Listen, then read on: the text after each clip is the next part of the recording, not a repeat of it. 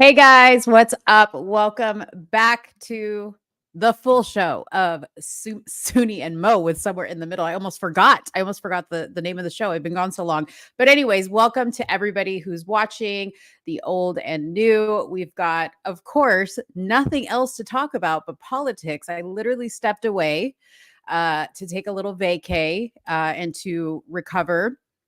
And I logged in for a split second and then logged right back out because I'm just sick of the world. Okay. I am sick of the world. All we care about is politics. And I love Trump. You know, I love Trump. But y'all, we have got to talk about that Trump and Elon.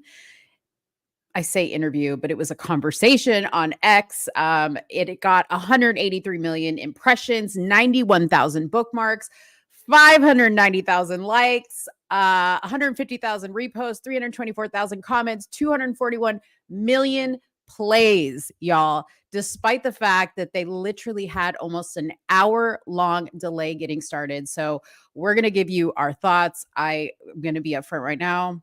I didn't listen to the whole thing. I stayed on for, I think, the first half because it went 2 hours, and then your girl had to log out. She had enough. Okay. But we'll talk about it. I believe Soonie did a live on it yesterday.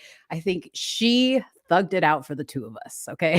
She hung in there along with everybody that joined the live.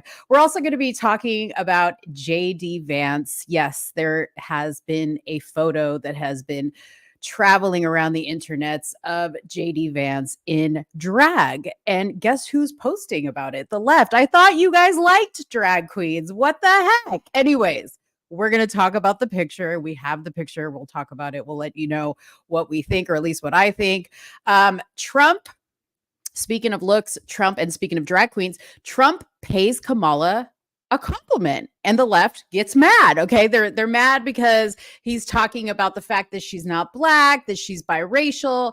And now they're mad because he has compared her to Melania. Yes, you heard correctly. He compared her to Melania on last night's conversation on X. Then we're going to talk about Tim Walz. He has a little issue of stolen valor. And while the Harris campaign has come out and said that he, quote unquote, misspoke in terms of his military service, he is doubling down and defends it. So Soonie's going to give us some information on that. Then, of course, we are going to be jumping in and out of the Minnesota primary, which is going on tonight as well, because that is a very important one. And I wanted to throw in the controversy at the Olympics, even though I really did not watch much of the Olympics this year. Not because of the wokeness and all this other stuff. I just was really, really busy. There was a lot going on. I jumped in and out of a few events, but the big story coming out of the Olympics as of right now is the fact that Jordan Chiles, the one that I think she won the bronze medal at the Olympics, the gymnast, they are now saying that she has to return the bronze medal, I believe, to the Romanian competitor. I'm not sure if that's the correct country. But interestingly enough, I followed Jordan's sister on social media, and she has come out and said that this only proves that racism is alive and well. And I was just kind of like, does it? Or is this just like a matter of like Olympic semantics and timing and all this other stuff? So I want to get your guys' opinion on that. I just wanted to throw in a little non-political-esque topic, even though it's talking about racism, we can't get away from it. But, as you know, we will, of course, talk about a lot of other things. We'll make you guys laugh, all that good stuff. So grab a snack, get a drink, use the potty. We're running the intro, and then the show starts. All right, we'll see you guys soon. You are now tuned into Somewhere in the Middle with Soonie and Mo. Hey, hey, hey, hey. Hey, hey, hey, hey. Hey, Don on the beat. Hey, I got so many ops. Everywhere I go, I got so many ops. so many ops. I know they plotting against me. I know it's hate, they wanna kill me, but please don't tempt me, cause I got so many glocks. Hey, ain't none of them empty. Jesus said they would hate me too. That's how I know it's envy. I got so many ops. I was expecting to look at the comments and people would be like, who's this girl? Who's this there's girl? like, yeah, because there's so many new people that you have like picked up, you know, like from TikTok, I think. Oh, And they're probably like, who who's is this this? girl? We don't know her. Soonie's been running the show solo, so Solo by myself. I'm Mo. I'm everybody's favorite on the show, in case you didn't know. Especially Marlandon. He loves me.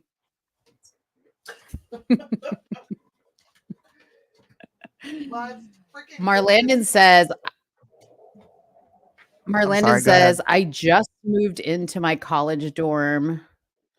What? Where did it go? I just moved into my college dorm townhome today and I'm tired and my feet hurt.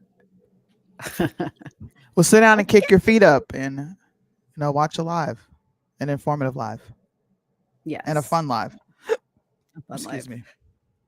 What's up, Suzu? Nothing, man. Just having my whole life shaken up. It's fun to move until you have to move. And you're like, okay, I have to actually do shit. Yeah. So I was literally packing. It's like packing my closet, putting everything away. Everything's starting to look empty, right? And I look at the phone and I was like, fuck. It's 9:45. I had to come back here. I'm like back here eating chicken, trying to tell Mo my topics, trying to find the topics. I couldn't even find the topics. Okay. It's been a rough start. That's all I got to say. Soonie is clearly feeling ethnic today. You hear her? She's eating chicken. Okay. she's clearly feeling ethnic today. Okay. Just so I felt ethnic today. I had rice. Rice is every day. That's an everyday thing. I love rice. I know. Me too. It's my comfort food. My comfort food. I know. Anyways, well, I don't think moving's ever fun. I hate moving. I hate packing. It's stressful. If I were you, I wouldn't even be on the show right now. I would be crying in a stack of boxes. Is we have movers and packers. So they come and pack my entire house up and move it. I don't really do anything. Now, if they didn't, I damn sure wouldn't be here. I wouldn't have been here for a long time. Yeah. So what percentage are you packed? For myself or like the house? The house. Well, the house is completely unpacked, but they're going to come in and like, oh, okay. Take the TV. So military movers don't allow you to pack your own boxes. Yes. They have to pack everything. So when I say I really don't have to pack anything, I'm super serious. The only thing I'm really going to touch is my equipment back here. That's going to travel with me. Mm-hmm. Smart. And my clothes. That's really it. And like towels, clothes for the week, our towels, soap, lotion, shit like that. Everything else is gone bye-bye. I'm going to live out of a suitcase for probably like a month and a half before we get our stuff. And it's a secret to people where you're going, right? Nobody knows but me. Yeah, I'm not telling anybody. Okay. Mind your business. All right? Don't worry about where I'm going. I know.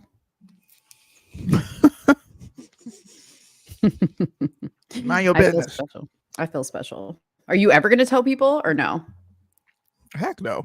The people who will know, will know. That's it. If you don't know, then I didn't want you to know. It's going to get around the internet. It's going to get around the internet. It probably is. Somebody's going to be like, oh, I just went to go see Soonie here. Thank you. Jesus. Yeah. I just saw Soonie here. It's all good. Even if they do find out it is what it is, I'm just, I like my privacy. I don't want people to know where I'm going to be at. Yeah. I agree. There's a lot of psychopaths on the internet, especially now that you're like stateside, I know that's going to be interesting. Yep. I wonder, am I going to get stopped or is anybody going to say anything to me? Like I said before, just know and understand that I am 2A all the way and it's going to be on me no matter where I go. So prepare yourself. If you want to try. Yeah.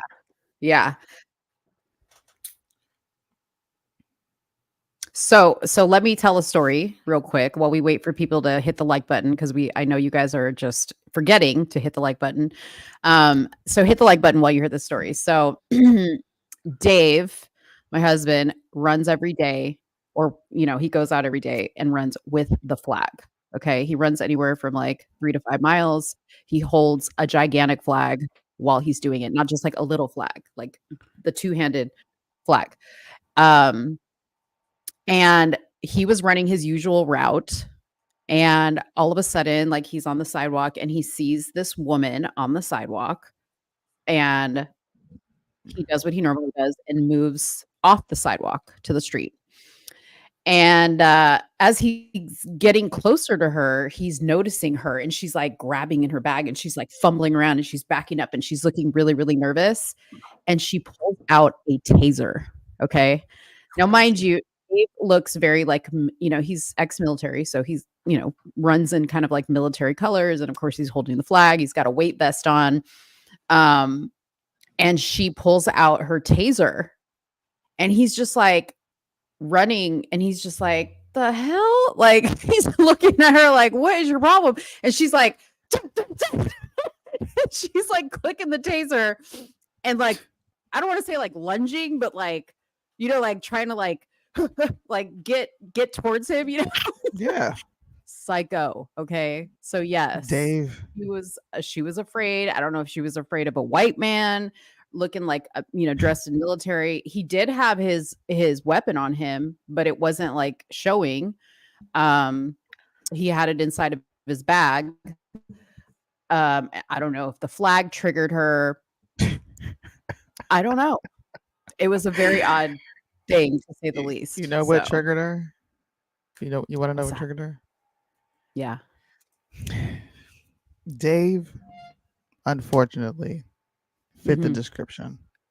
Right. I mean, when you see a white man out running with an American flag, yeah, they're automatically a domestic terrorist, racist, white supremacist, and they're just going to come after you. Insurrectionist. Insurrectionist. I mean, what? Probably a grapist in her mind, since all men apparently grape. Yeah. They chose the bear over the man, so he just fits the description. Yeah, I feel so sorry for Dave. And P.S. y'all, if you guys know, if you're military, he runs in silkies. Okay, silkies are like the shortest, gayest looking shorts you could possibly run in. I mean, I don't know what to tell you, lady, but I really prayed for this woman because I was just, it was sad because I was just, we've talked about this before. Like, where did we get to a point where we're like that afraid of each other? Yeah. Where did that could have been bad. That could have been bad. He could have been Susan Lawrence 2.0. Like, that's not funny. No, it's not. But I'm just saying.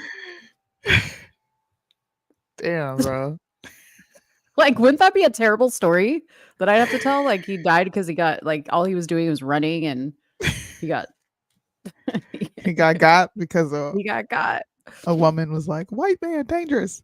Yes, white man dangerous. That's wild, dude. Yep. Well, at least he lived to tell the tale of how he was racially profiled by a black woman in America. Happens to white guys. Can you believe that? I can't believe it.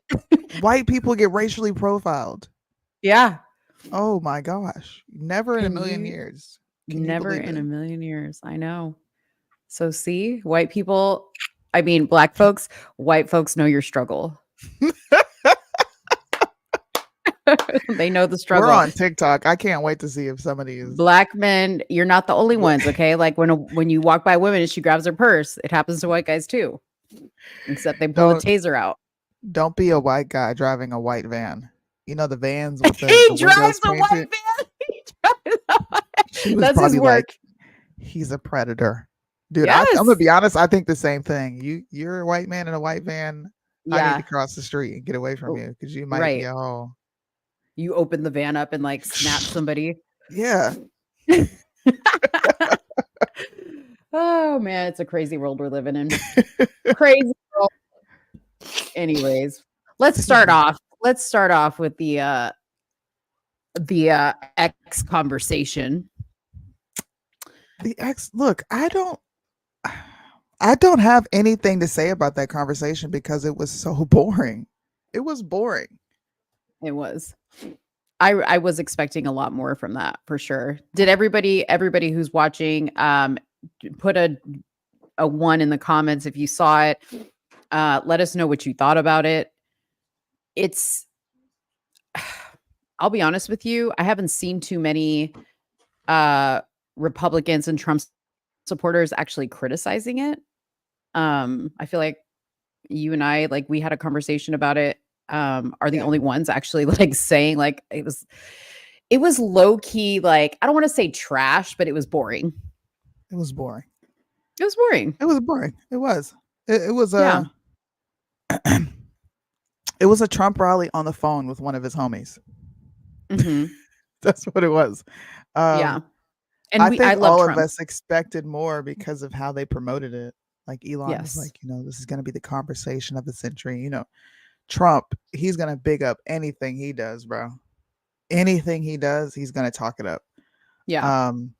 What I did find interesting, though, this is what I did find interesting. People were saying Trump has a lisp. Does he not have his teeth in? Why does he sound like that? He's on a phone, okay? Yeah. Which has a speaker, and we don't know what type of speaker it is. It's not like he's in a studio where you can clearly hear him enunciating his words, right? And on top of that, this is being disseminated through the internet. I was so glad when his campaign, I don't know if you've seen it, his campaign put out a video of him like with the phone on top of the wireless charger, and it looks like a whole cooling unit.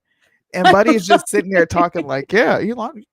I'm like, he ain't got no fucking list, bro. What are y'all talking about? But who cares? Like, listen, after I lost interest in the interview, I was just like rolling on the floor laughing at all the comments about him talking. They were like, his dentures are slipping. It was just stupid. And I was like, okay, so this is what the left is going to have a field day with. Number 1, the delay, the 40-minute delay. Number 2, the lisp. People were like, oh, this is AI. Like, this is not even really Trump. Like, people were just getting crazy about it. And I'm thinking in my head, we literally have a commander in chief who can't even put 2 words together. And we're seriously focusing on the fact that Trump has like a slight lisp, or so it seems. I don't know. I'm like, why y'all care about this man's lisp? This was a boring conversation. They're like, why?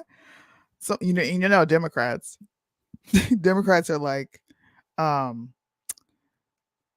one person came online and told me that Trump is suffering from dementia. And I was like, what? He's like, yeah, did you hear how he was slurring his words? I'm like, oh my God, y'all need to put something out so these people can shut up. I know, but it's sad that they even have to do that. But, like on a serious note, not criticizing that or anything like that. This is why I thought it was boring. Is yes, it was just a conversation between, two rich guys, 2 mega millionaires. All I said was that the people that loved it were already Trump supporters. And regardless of whether I didn't like this particular conversation or not, I'm still a Trump supporter. So, just know that. But I think my problem with it is every single interview, appearance, whatever that Trump makes has to be very strategic, and he needs to try to reach the everyday regular schmegular voter, the people that Kamala's reaching. And I hate to put it this way, but the normies, okay? Not the well-informed people that know about foreign international affairs and drilling and oil and all this other stuff that, although those topics are very important, they go over the average voter's head. Okay. You want to know why it seems like Kamala has this big following and support? It's because she has a Beyonce song. Okay. Very basic. Trump's been using, Proud to Be an American by Lee Greenwood, which is a great song. Okay. But I got to be honest with you. Like, yeah, it made me emotional like the first 10,000 times I heard it. I Yeah. need you to pump it up. And I get that Isaac Hayes is suing you for using something of his. Find somebody that will let you use. Like, I know 50 Cent will give you something. Like, get something that will Yeah. bring in younger people. Okay. Because that's what Kamala's doing. And she's talking, whether she's stealing stuff from Trump or not, it's the way she's talking to them that's got these people just in a trance. Okay. So when Trump gets a public platform or an interview, he has got to kind of tone it down to very basic verbiage that people Yeah. care about. That's all. That's my thoughts. I agree with you. Trump is not the most articulate. Mhm. He's not a good speaker. So I don't think this interview did him any favors. I don't even think it probably moved the needle with people who were already supporting him. It was just a conversation that we really didn't even need to be privy to. Like, Mhm. Right. we didn't need to be privy to that. I would have much rather. I'd much rather see Trump in the lion's den, proving liberals wrong on their rhetoric of him. Mhm. Because that's a lot of what I've been dealing with. And like debating on here on TikTok is a lot of people are just like super misinformed, or they're very uninformed, Mhm. and they feel comfortable being uninformed. So when I see him do this, these people don't know what you're talking about, like you said, Yeah. nor are they really interested in what you're saying. They want to hear you talk about, this whole police immunity thing. I think he needs to have some sort of town hall, Mhm. maybe in a predominantly Black area, and answer those questions. Mhm. And I also think he needs to just leave that to the states. They can handle that. It already exists at a state level. Why are we trying to push forward at a federal level? I just don't think that it's politically sound right now to even be talking like that without giving an explanation. And I Mhm. think he should just hyper focus on Agenda 47. Just hyper Mhm. fixate on it. Yeah. But that ain't what Trump doing. Trump gonna do what Trump do. That's how I'm Exactly. thinking of it. And you could tell that like in the interview with Elon, because in the very beginning, after the delay, the first 30 Yeah. minutes was him talking about his assassination. And not that Yeah. it's not a big deal, right? But am I the only one? Because see, I pay attention. Okay. When Trump was at the Republican National Convention and he stood up and spoke, and it was so emotional, right? Because it was the first time we Yep. heard from him. And I he know said, exactly what you're gonna say. what I'm going to say is he stood up and he said, I'm only going to talk about this once because it was a very emotional thing, right? Yep. And I was just like, yes. Okay, I love that. Yep. And I knew in my head, I was like, oh, he ain't going to talk about once, because Trump, he loves to toot his own horn, right? Yep. I'll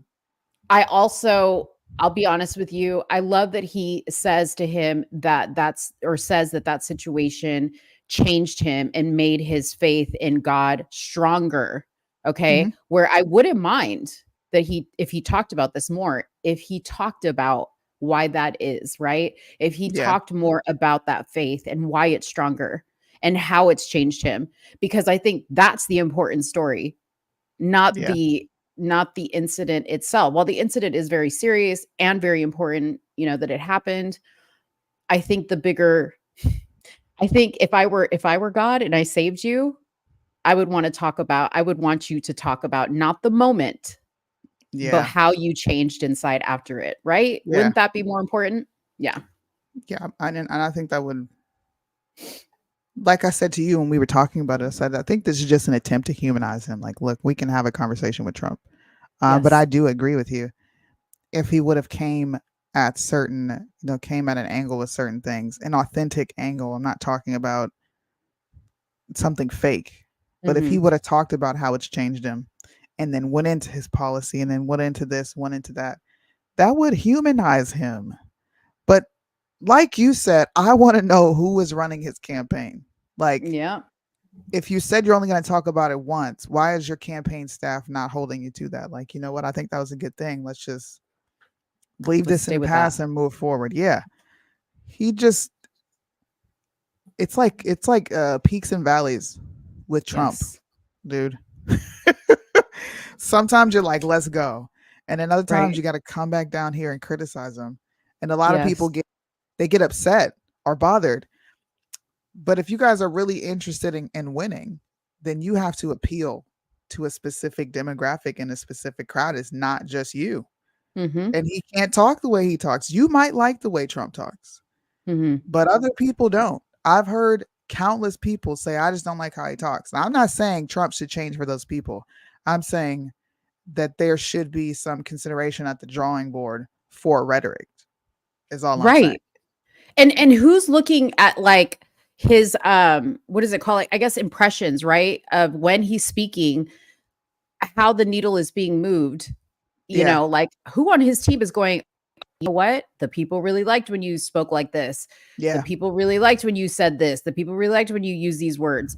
That's why we've been asking, like, who is running his campaign? Because like, is anybody giving him these metrics? Are they looking at metrics? Do they care about the metrics? I don't know. Do they? It's a good question. No. Do they care? Mm, We don't know. We don't know. yeah. But that's all I took from the Trump Elon Musk discussion. I was bored. It wasn't bad. I don't have anything bad to say about it. Yeah. I don't think the public needed to hear that conversation. Yeah.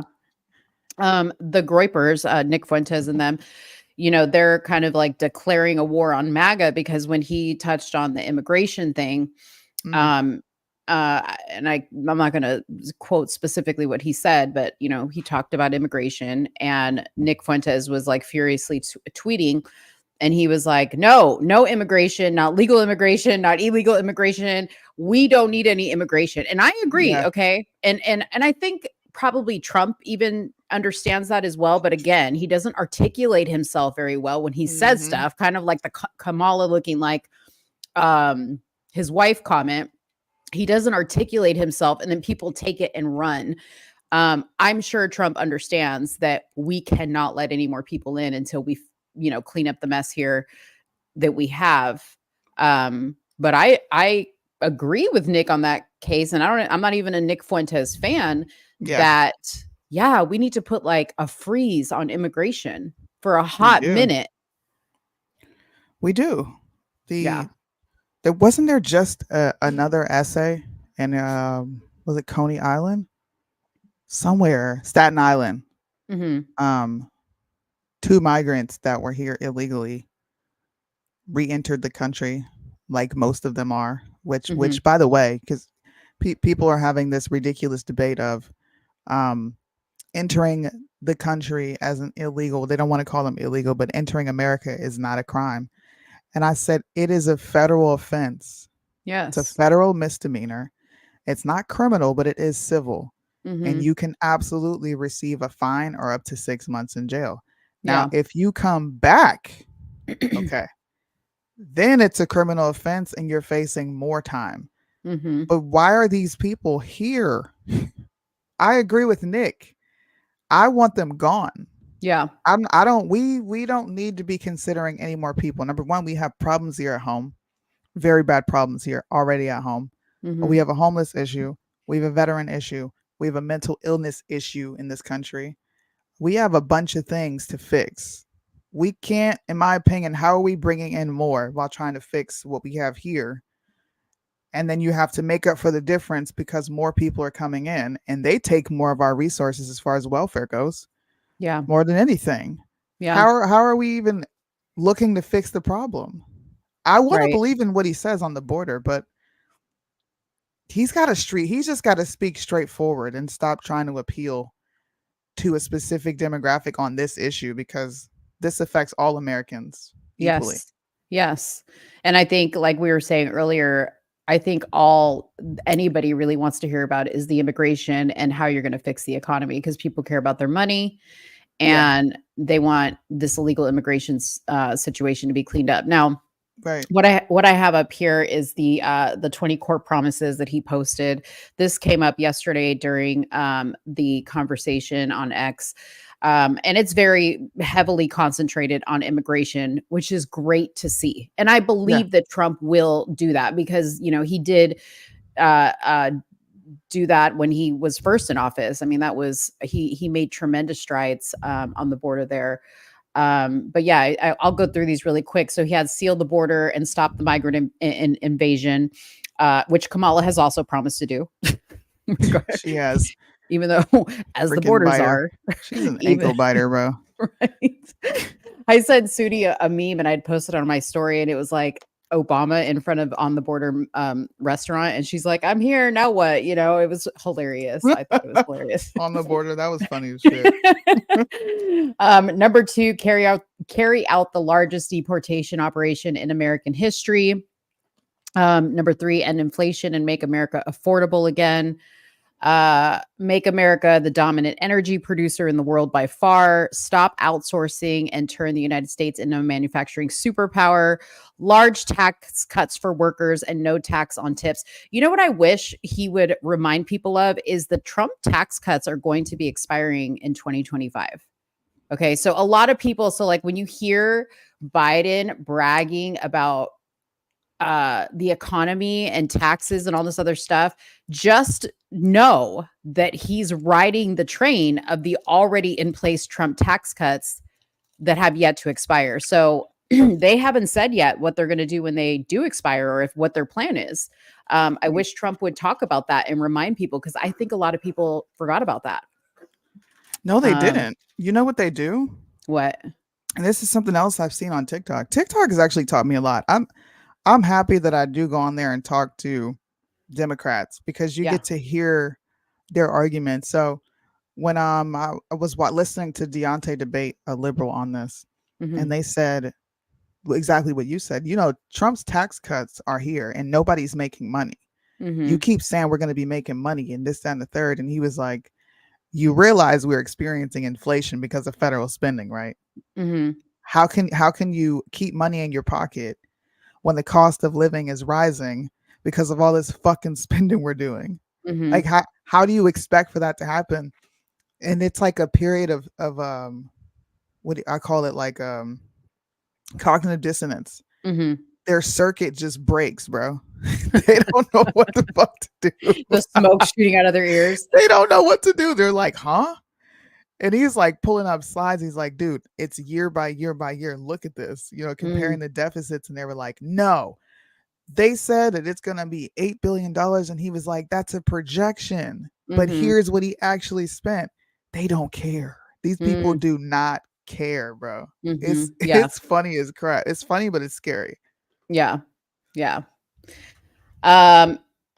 Okay. Number 7, defend our Constitution, our Bill of Rights, our fundamental freedoms, including freedom of speech, freedom of religion, the right to keep and bear arms. Number 8. You know what? Speaking of that, I want to come back to this because you and I didn't get a chance to discuss it, but we felt the same. I want to revisit the Kyle Rittenhouse thing of him getting canceled and attacked over him saying he wasn't going to vote for Trump because of his stance on the Second Amendment. So we'll come back to that. Number 8, prevent World War III, restore peace in Europe and in the Middle East, and build a great Iron Dome. That one was funny. Last night he said, we're going to build an Iron Dome. Oh, build an Iron Dome, missile defense shield over the entire country. All made in America. Listen, that's cool. Okay. That's very, very cool. Number 9, end the weaponization of government against the American people. Stop the migrant crime epidemic, demolish the foreign drug cartels, crush gang violence, and lock up violent offenders. Rebuild our cities, including Washington, D.C., making them safe, clean, and beautiful. Strengthen and modernize our military, making it without question the strongest and most powerful in the world. Keep the U.S. dollar as the world's reserve currency. Fight for and protect Social Security and Medicare with no cuts, including no change to the retirement age. Cancel the electric vehicle mandate, regardless of the fact he complimented Elon on his electric vehicles last night, which I thought was funny. But cancel it. So I guess he's just saying we're not going to mandate electric vehicles, but I don't mind them. Cut federal funding for any school pushing critical race theory, radical gender ideology, and other inappropriate racial, sexual. I love that. That's great.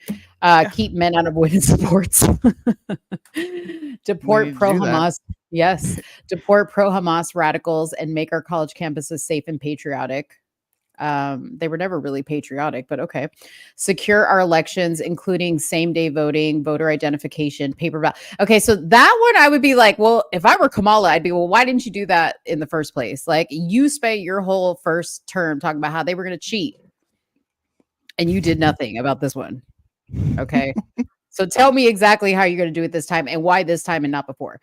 And last 20, unite our country by bringing it to new and record levels of success. He could have made this list shorter because some of this stuff is redundant, but It's Trump. It's Trump. It's Trump. Yeah. What are you gonna do? Yeah. What are you gonna do? So Kyle Rittenhouse, Yeah, Kyle Rittenhouse. our side They're wanted to bullies. hang him by his toenails the minute he came out and said, I'm not voting for Trump. Yeah, the rumors are true. Who did he say he was voting for? Ron Paul. Yeah, Ron Paul. Because, and I have the video here. Hold on one second. Let me play it for y'all. If you guys don't know what we're talking about, Kyle Rittenhouse is the young man who we were all championing when he got brought down in Wisconsin. Was it Wisconsin? Yeah, Kenosha. Kenosha.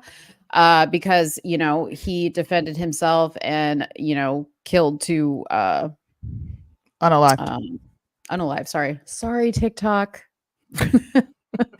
Unalived two delightful young men who were threatening him. Okay. So here is the video. I'm going to start it over so you can hear what he had to say. Hi, I'm Kyle Rittenhouse, Outreach Director for Texas Gun Rights. A lot of people are upset that I said I'm going to be writing in Ron Paul for President of the United States. And that is true. I will be writing in Ron Paul. Unfortunately, Donald Trump had bad advisors making him bad on the Second Amendment, and that is my issue. If you cannot be completely uncompromisable on the Second Amendment, I will not vote for you, and I will write somebody else in. We need champions for the Second Amendment, or our rights will be eaten away and eroded each day. I support my decision, and I have no takebacks. He's like a little kid. I have no takebacks. I think it was so wrong of people to bully him and to say he was a traitor. Now, do I think, you know, Ron Paul has a chance in hell? Absolutely not. Do I think he's wasting his vote? Absolutely. But do I think that it's fair to say, oh, we should cancel him? I can't believe we raised money to help this guy's legal defense fund. No, I don't think that's right. And I think that is terrible, actually, that we would do that to somebody, because what happened to him was terrible. So now because we helped him and because we thought, by the way, I remember him saying a long time ago, he was not a political person. Okay. He never once came out and said he was pro-Trump. I never heard him say that. He has every right to vote the way he wants to vote. Okay. Mm-hmm. And for people to say he's canceled because of it is crazy to me. What do you think? I think that the conservatives are bullies. And I've been saying this for a while. Mm-hmm. When you don't drum in lockstep with their beat, they got a problem with you. Yeah. I went through it. You're not voting for Trump? Oh my God, why are you not voting for Trump? Because I said so. Mm-hmm. That's why. Because I get to do whatever the freak I want to do with my vote. And why are you so concerned about what I'm going to do with my vote? And I only say this because these are the same people that'll say, you know, why are you concerned of whether I have a jab or not? Well, why are you concerned where I'm going to put my vote? As long as I'm voting and you can hear I'm of sound mind and I am voting red, what does anything else matter? I think they acted like the left, and the right is the left in many ways. People are going to be pretty upset with me when I say that, but it's true. It is true. They have the same amount of psychopathic crazed Trump supporters as they do psychopathic crazed Kamala voters. They have the same irrational, emotional people that have no problem threatening to do you some harm. You know, they like to group all Democrats into one box, just like Democrats like to group all Republicans into one box. This was just an example on blast of what happens when you say, you know what, I really don't like what Trump's got going on right now. Yeah. I really don't feel comfortable voting for Trump. He's not standing for what I believe to be true. Yeah. And what's worse is he didn't say anything in the video that wasn't true. Trump is literally pro red flag law, which takes away your rights fully to 2A, because someone can get a judge in the state involved and they can come take your guns and until they deem you okay to have these guns. Yeah. That's not full 2A. What he said was facts. Yeah, I have the full Trump record on the Second Amendment is he banned bump stocks, signed fix NICS to expand prohibited person faulty database, supported red flag gun confiscation, supported raising minimum age to purchase firearms, told British TV he was going to seriously look at banning suppressors and ignored legislation to deregulate suppressors, supports TAPS Act, Big Brother social media monitoring of firearms, supported expanding background checks with registration, quipped about wanting to terminate parts of the Constitution. Okay, so he did say in his 20 whatever I just read that he wanted to fully support the Constitution. So that's kind of opposite. And he told Senator Dianne Feinstein, may she rest, to include assault weapon bans in school safety bill. So. But y'all get mad at Kyle Rittenhouse for using his brain.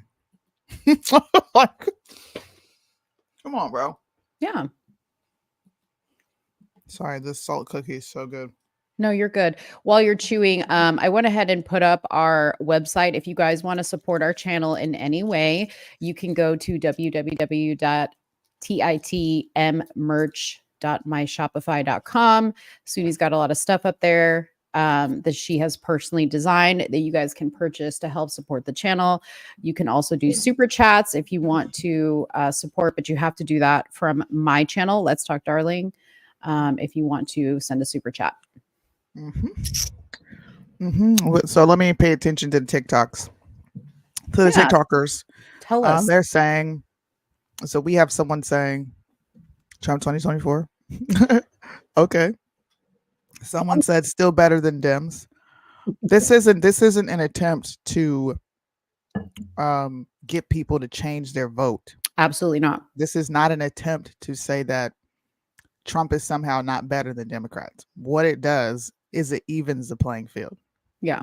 I think if you go hard on Democrats, then you better go hard on your own people the exact same way, or you're a biased person. Yeah. Period. Point blank. And this is not a biased platform. There's things that Trump does that we don't agree with. Mo's voting for him. I'm actually on the fence about whether I want to vote for Trump or not. I'm on the fence. A part of me is like, nope, I'm going to stay true to everything I stand for. And then another part of me is like, you can stand true to that and still vote for the guy because you have friends that you deeply care about. And I would support my friends. Yeah. That don't completely align with a lot of things that I would want them to align with. So it's a battle right now. I'm trying to figure out what I want to do, but you have to be consistent on both sides and be even keel on both sides, or else you're just like the left. Yes. That's it. Yes. We cannot sit here and complain about the left, how they want to mandate masks and when they want to mandate sorry, TikTok, the jibbity jobs, whatever the code word is over there. They want to tell us what to do and what to accept. We can't say we're enraged and against all that and then be mad at one another for having our own opinions, whether we agree with them or not. I don't have to like I said, I think it's dumb personally to just like throw a vote away. Soonie knows that's how I feel. Yeah. You know, I love that she's struggling back and forth because at least shows that she's thinking about it, right? But at the end of the day, I know whatever decision she makes, it's not going to be something that she just like made on the fly. Like she's obviously struggling is what's the right thing to do, because for her, it's a matter of her faith and being a citizen of this United States and wanting this country to be the best it can be, right? So like I understand the struggle. I totally understand the struggle, but yeah, like this is, if you're looking for the show that's just going to, you know, get on their knees for Trump, this is the wrong show for you. We pride ourselves in being very objective. Is sometimes I'm a little bit irrational. Sometimes I'm probably the more irrational person on here when it comes to Trump, because I love Trump. I get emotional. Listen, TikTok, if you don't know me, I have like a little Trump doll here, and you know, I love Trump. I'm MAGA all the way. Like, don't get it twisted. MAGA out. I'm MAGA out, but I'm not crazy. And some of y'all are crazy. I love you, but some of y'all are crazy. Okay. You said, please read that. Read what? What do you want me to read? If it's something that popped up, it probably got filtered out. I have a filter system on my TikTok, so you're gonna have to tell me what it is. God and American first, wherever you land. Well, for sure. Whatever I do, the God is going to be at the center of it. I've been praying. I've been talking to, you know, my husband, and I've been praying. And of course, you know, my close friends around me, Deontay, he's been on my case. He's like, this doesn't make any sense, bro. We get on here and we talk about these things. You know what's going to fix this country.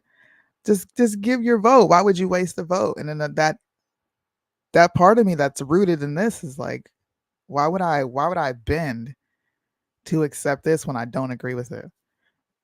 I don't know, bro. Yeah. I'm going to get there though. I have 87 days to get that. Yeah.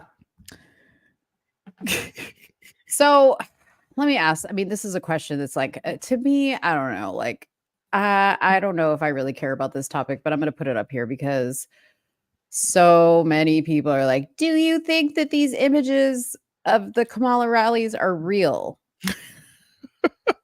No. And I thought this was like the funniest picture. That's why I'm showing this one, because it's like people just like looking like robots.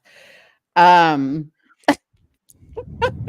there's one guy and his eyes are like just totally going in two different directions. Yeah. I don't know. I'm like, how do they know which ones are fake? Like they have. Well, look at the shirt. Can you see the shirts? Yeah. That's jibber jabber. There's nothing written on that shirt. Oh, okay. All right. If you look at the guy's hand, he's holding the bottom, and who's next to him? Nobody. Oh, okay. What about the two black chicks in the middle, right here? Well, there are a sea of black chicks and a river of white. I probably said that backwards. It's an island of black chicks and an ocean of white. Island. They got people all in the background. Like, I'm just like, dang. It's just too funny to me. Do you believe? Okay, so the big other one going around is the one of the plane and them coming down. That one. I don't think I have the video of that one. But it's like the plane of people, and they're saying that it was like an AI image. Is it on this one? No, it's not. But they were saying it's an AI image of this one right here. This is an AI image. So, yeah, they're saying, okay, so this is the proof that they had. So they like zoomed in on the plane and the reflection. They said in the reflection of the plane, there's nobody there. There's nobody there. Oh my God. Yeah. Oh. So this is in Detroit. Yeah. There's no way all those people showed up for her. Yeah. Well, here. Oh man, here's the question. Why wasn't the news there? Was this the news capturing this? I don't know, but okay, the people on TikTok, because I love TikTok for this. The people on TikTok, have you seen? See, there's tons of people here with phones. Okay. And I'm looking at like a phone that that they just passed, and maybe it'll replay. But has anybody seen individual phone footage of people that are actually at this event? So here they're panning back out. I think they're going to show somebody's phone. If we see the crowd in this phone, it's got to be real, right? Uh, I don't I know. don't know, This is the bro. ticket right here. Whatever's in this phone is what we gotta. I gotta zoom in on We this. got to figure that out. I heard you all Yeah, briefly I don't know. speak about the Trump We gotta campaign. figure that out. Can you all make a case for the Harris campaign and why people should vote for them? No, there is no reason to vote for Kamala. Don't Why they should vote for them? You Yeah, want us there to is make no a case? He wants us to make. Listen, I could debate. Okay, I can flip someone's logic against them. I can pull a scenario, but I cannot make an argument for why anybody should vote for that woman. She is not a viable candidate. Kamala Harris is one of the worst candidates that the Democratic Party has ever selected. She is horrible. She polled less than 1% when she was running for president, which is why she dropped out. She got wrecked by Tulsi Gabbard on the stage over her record, which She they're had to trying to drop scrub on out. the internet. She had to drop out of the race after the very first primary, She didn't sucked. she? Yeah, she sucked. I think, yeah, I think she might have done 2 debates and then that was it. Mhm. Kamala Harris sucks. I have no argumentation for why anybody should vote for that ticket. I don't. Her fight for women's reproductive rights is fake. Are you telling me this is what they're not even simultaneously, but this is what they're indirectly telling you? When she Mhm. gets up on the stage and says, "Hey, we're going to go after we're going to get our reproductive rights back." Yeah. What she's saying is, I'm going to stack the court with judges that are going to overturn what this previous Supreme Court ruled on. Mhm. That's all she's saying.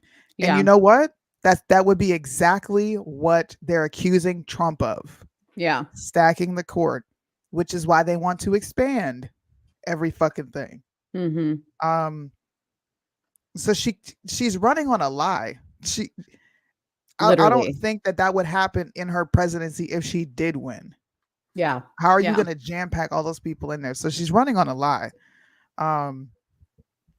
She's taking Trump's ideas. Sorry, I know I'm No, on a you're good. rant, but No, go ahead. she's taking Trump's ideas. She was for a tax on tips via the IRS. She supported that. She opposed legislation that would have laxed taxes on tips. Yep. I should have had all this pulled up, but I'm sorry I don't have it. Her entire campaign is a sham. The polling is BS. If people actually looked at the polling, they wouldn't be as scared as they are. You're polling 900, 800 people, 1,000 people, and then your nationwide poll, which was like 11,000 people. Dude, the majority of those people you polled were black. Of course they're not fucking voting for Trump. You should show it. You should show the polling. You showed it a couple shows ago. Yeah, let me pull it up. Show people. Yeah, I mean, if you just look at everything that she's claiming to do, and she's doing, she's stating a lot of basic things and making a lot of basic promises. Like she says she's going to reduce inflation.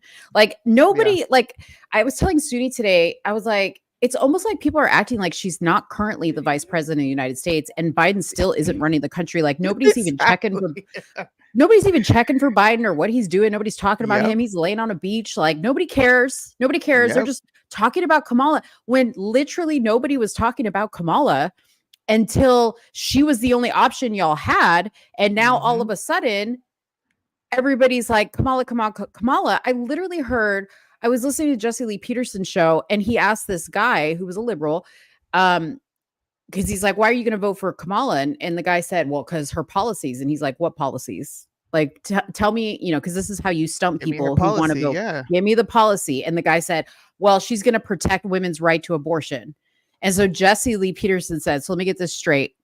You're going to vote for her because she's going to protect a woman's right to kill her unborn child. Oh, Okay, these he people are said, slow. what else? And he's like, well, she's going to make the country safe. How do you know that? Well, because she said it. What has she done to make the country safe? She is the That's vice president. The border, okay? Y'all, I don't care what social media tells you. She was put in charge of the border. She was literally named the border czar. Okay. Now she's saying she's going to close the border. She's going to protect her borders. What has she done to protect the borders? Nothing. You guys are forgetting she's currently on the job. Dude, do you know what she did? When she went to go down there, you should read the PDF. I'm going to send it to you. The root cause. Do you know what she came back with? You're going to scream because I screamed. What? Corruption and drugs, Mo. What? Corruption and drugs. Don't we already fucking know that?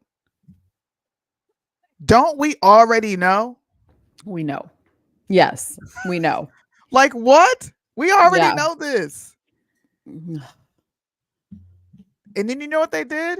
Her administration threw $5.2 billion at the issue, which just means that they're paying off the cartels. They don't give a crap about fixing that shit at that border. I'm not even going to get into that because that could get me snatched down. They don't care about the damn border. All right. They don't. We knew long ago. Shout out to TikTok. We already knew what was wrong at the border. You just went there and positively double reinforced what we already knew and then said, hey, here's $5.2 billion. I did my job. No, the freak you didn't. Yeah. Do your damn job. Let me see if I could zoom this in. People are asking for me to zoom it in. So this is real clear polling. This is what I use amongst other things. But if I go back, hold on, let me go back. Share this screen. So if you go here, hopefully you guys can see this. And you go to the general election, you can find information on the sample size of the poll, where the poll took place, if it's national, if it's state level, and then it gives you different demographics on who's being polled. So I always look at the biggest sample size, and that's going to be this one right here, the morning consult. Oh, I can't zoom anymore. So if I click here, close my door. No, close my door. Kids don't care, bro. They're like, oh, you're busy? Yeah, right. Now's a good time to come in. So this is the particulars on this poll that I clicked on. Pull it up right here. Tracking the 2024 presidential election. They do weekly updates. This is the morning consult. You can actually pay for the service. I use my you get like free morning consults. I refuse to pay for the shit. I think stuff like this should be free. I don't know why you have to pay for it. But Kamala's blue, Donald Trump is red. All voters, 47% Kamala, 44% Donald Trump. Hopefully you guys can see this on TikTok. If not, I'm so sorry. I can't zoom it in anymore. Can you see it, Mo? Is it good? Yeah, I can see it good. It's good size. Okay. Democrat voters, 90%. You can see it? Yeah. All right. So Democrat voters, that means the bulk of the people who participated in this particular polling was what? 90% Democrat. This is how you lie with polling. 5% were Donald Trump supporters. 42% were independents. They leaned to Kamala.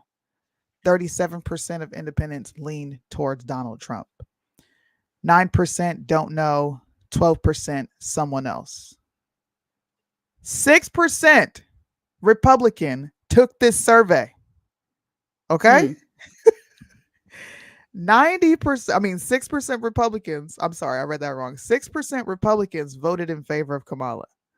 90% of Republicans polled here voted for Donald J. Trump. Biden voters 2020. Okay?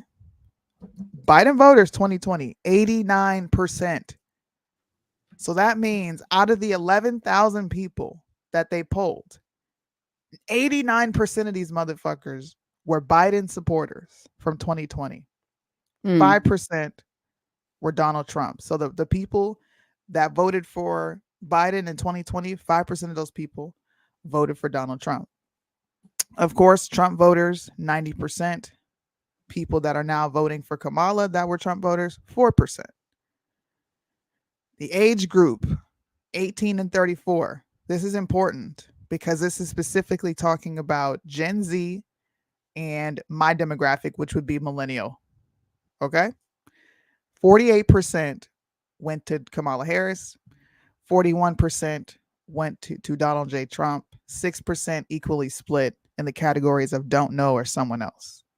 Now, this is where it fucked me up. Black voters, 73%. 73%. We already see here that out of this poll, 89% of them were going for Kamala Harris that went for Biden. And then we get down here, 73% of the black voters who participated in this survey are going for Kamala, and 18% are going for Trump. Now ask yourself, it's 11,000 people. Do you really think that this is an accurate poll when they clearly are polling in heavy Democrat areas? Right. No. Clearly not. Because only 44% of them out of all the voters were Trump supporters. 5% of those voters were Democrat. 37 were independents. 42% That's crazy. independents for Kamala, but they're polling Democrats. Yeah. How can So we are- get an accurate depiction of what you're talking about when this is what y'all put up? But so that's what I was going to ask. Are these the polls that like people are seeing on social media? Like this is it. This is what they're posting. So Yeah, there is no other poll that like is a little bit less like leaning towards only polling in Democratic cities. You would have to look at all of them individually. Okay. Because right now she's kicking Trump's butt. She's up 3 points. That was the morning consult that I showed you. Yeah. That was 11,000. This is 1,300, and this is Ipsos. You have the Rasmussen. That was 1,794. The sample size, a margin error of 2%. That's leaning heavily towards Trump. So look, we can. And I always open heard that this that one. one is the most accurate, the Rasmussen. Rasmussen is the most reliable. Okay. I look at Rasmussen all the time. I like their work. Yeah. Especially when Scott Adams said the most ridiculous shit ever. Oh my God, that pissed me off. He was reading a Rasmussen poll. So I have to log in, but it says former President Donald Trump has maintained his lead over Vice President Kamala Harris, and the support for Robert Kennedy Jr. independent campaign continues to decline. The latest Rasmussen National Telephone and Online Survey finds that in a two-way matchup, 49% of likely U.S. voters would vote for Trump, while 44% for Harris. And like that sounds good, right? Mm-hmm. But how many people took this poll? 1,734 people. Where was this poll conducted? We can't really see where it was conducted. They don't really give us any information. They just say these were national telephone calls that they made and online surveys. But it's you're saying nationally while only polling 1,734 people. Now, some people will say that that's a decent sample size to get where the country is. Not really. I beg to differ. No, it's not. That's like a drop in the bucket. Moral of the story, kids, is polls don't mean shit. Stop going. Polls really don't mean anything. Just like statistics. Don't let her lie to you. They mean everything. No, they don't. When you're in argumentation, do not take the most strategy. Don't do it. Don't take the most strategy. Don't do it. Where They're gonna have you out okay. here. They're gonna be like, "Well, where'd you get this from?" Well, my anecdotal experience. Exactly. Hello. That's all I go by is my anecdote. Listen, Mo don't talk about nothing that she don't have direct experience with, but you be talking to all these experts out there that be quoting court cases and statistics. Y'all, if you guys are new to the show, you guys missed the story of when I emailed my local police department asking about racial statistics because I was noticing on the jail thing where they were like logging the prisoners. I was clearly looking at a black person, clearly looking at a Mexican person, and the race said white. I was like, what the hell? So I emailed them and they were like, well, it all depends on how the person identifies. Oh, on how they identify. Gotcha. And no, I'm not Crazy out delusional, here. Marlene. And I am super, super clear. Okay. There's no delusion. Marlanda, why you always calling my homie Always, delusional, bro? dude. Always. Why you always doing that? You're following me here and on TikTok. Let's go. We're at 26 live viewers. I don't know. Do you notice? Did you ever go live on Facebook back in the day? Yeah, way back in the day. Way back in the day. Did you got more viewers from going on your phone than you did on a computer? Oh, yeah. I wonder why that is. Because if I go live on my phone, Yeah. there'll be hundreds of people here. I've fluctuated between 15 and 30. This is why I like the setup. It's amazing because you can do so much, but I would much rather do it with my phone if I'm going to. I don't know. I actually yeah. don't. I don't know why that would be. But shout out to the people in the TikTok chat. I'm there. I'm watching the TikTok chat. So say hello to me. Let's talk, darling. I just said what's up and nobody said what's up back. So you guys follow Mo. Yeah. Let's talk, darling is her name. Your TikTok is really low. Well, Brock, you're honestly the only person who has a complaint. Person. I think maybe it's you, but she have her delusional moments in ways. Oh man. Whatever. Whenever. Anyways, okay, so let's talk about, since we're on the topic of Kamala, let's talk about Tim Walz. Tim Walz. Waltz. Well, Waltz. People keep calling him Tim Waltz. I'm like, there is no T there. You need to go back to second grade and get that t down. Tim Waltz is being accused of stolen valor.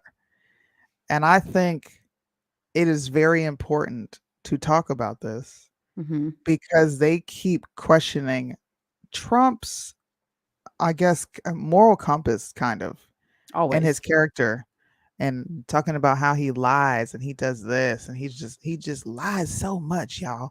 Right. So at first I was doing a deep dive on Josh Shapiro. And that video went crazy. Then I found out this is who she picked as her VP. So I said, you know what? Let me go down, the rabbit hole and see what's what. Wait, and did you hear? Wait, hold on. Did you hear that he was like number 15 on her list of people to pick? Yes. Yeah. Bottom. So that means that everybody else turned her down. Just know that. Poor Kamala. She's sitting there at the telephone dialing numbers like, hey, what's up? No thanks, Kamala. No, not to unburden what hasn't been, but will you be my VP? Click. Not to be unburdened by what has been. Oh my god. I'm gonna play some videos of her and her gaffes, bro. She's horrific. But he's being accused of stolen valor. So Tim Walz likes to talk about his history as a soldier and his deployments, right? And if you are you're a military family, you're former military, you're active duty, you feel a sense of like camaraderie with someone who's been away from their family. Like you have that understanding. It's something that only military families will understand. At the drop of a hat, you're gone. You could be gone for a year and a half, 2 years, don't know how long, right? Yeah. So he talks about this deployment and carrying military weapons.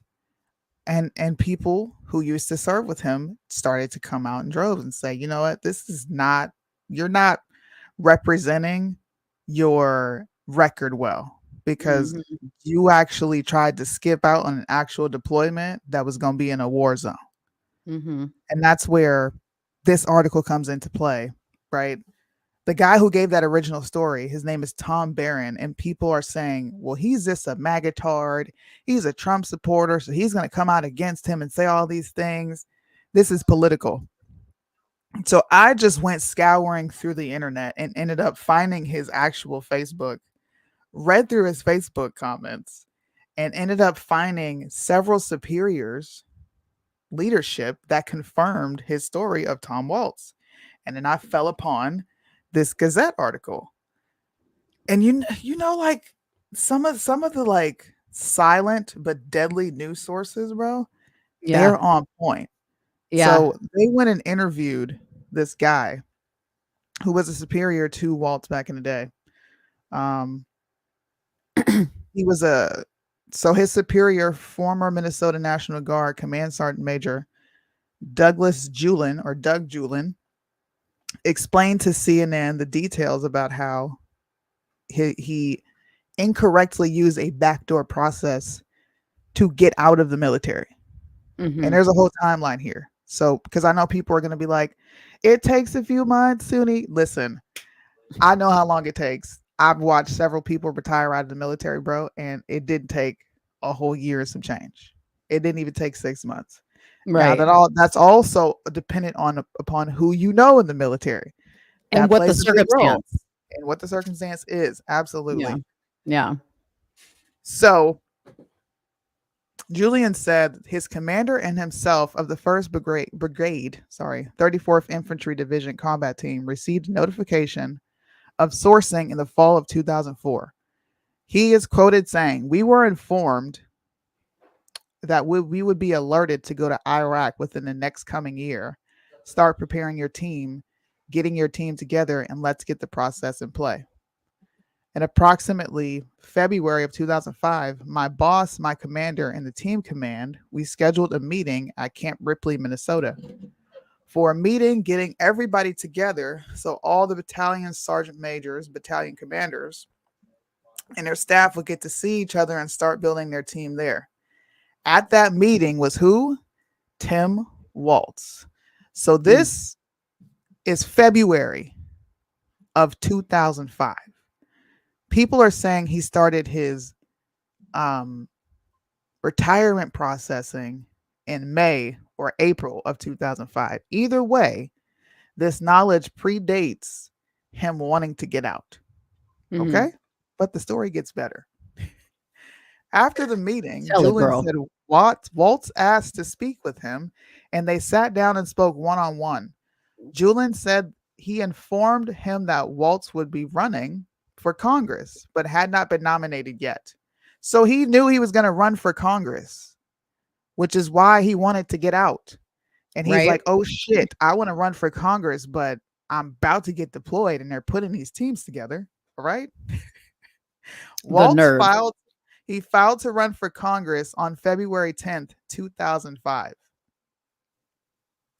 We don't know when this meeting happened. All we know is that it happened in February of 2005.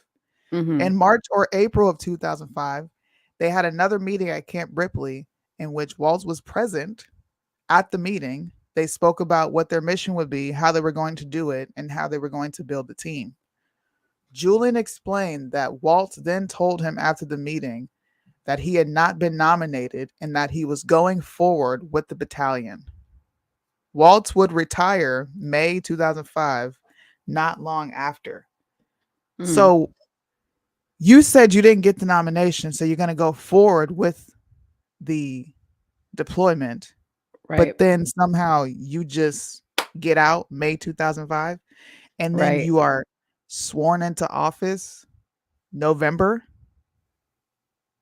Are you kidding me? Yeah. Something ain't adding up. Something ain't right. But here's the issue that his superior had, right? Says Julian then explained that Waltz told him he had not been nominated and he was going to be moving forward with the battalion, meaning he was going to go forward with the deployment. Now, in June 2005, Julian walked to the meeting at the camp again and was told Waltz had quit. The issue that had come out of all this was, first of all, how did Tim Walz quit without discussing with me? Because there's a chain of command in the military. You need to talk to your superior. Your superior will then bring the information here, so on and so forth. They're saying he circumvented that entire process, which is seen as disrespectful in the military, and went to the top. Okay. I was his next level of leadership. The other issue that came out of this was that the individual that approved this was 2 levels higher than myself in the enlisted corps, and should have had Tom Walz come back to me and discuss why he was going forward or not going forward. Now, after he had already told me he was going forward, Julian said that because of Walz's rank, he should have known protocol for how he was supposed to go about exiting the military. He knew the process and the procedures. He went around me and above me and beyond me and basically went there to get someone to back him. It was just a backdoor process. The unit is then alerted that its mobilization in June 2005. Walz would later go on to win his primary September 2006 and win his congressional seat November of that year. Now, you guys tell me. Come on now, ladies. What do you think? Okay, ladies. If there's one thing we know what to do is we put together some dates, okay? When we think something's fishy, we start looking at the dates, okay? And this is fishy. And very pause fishy. just for a second.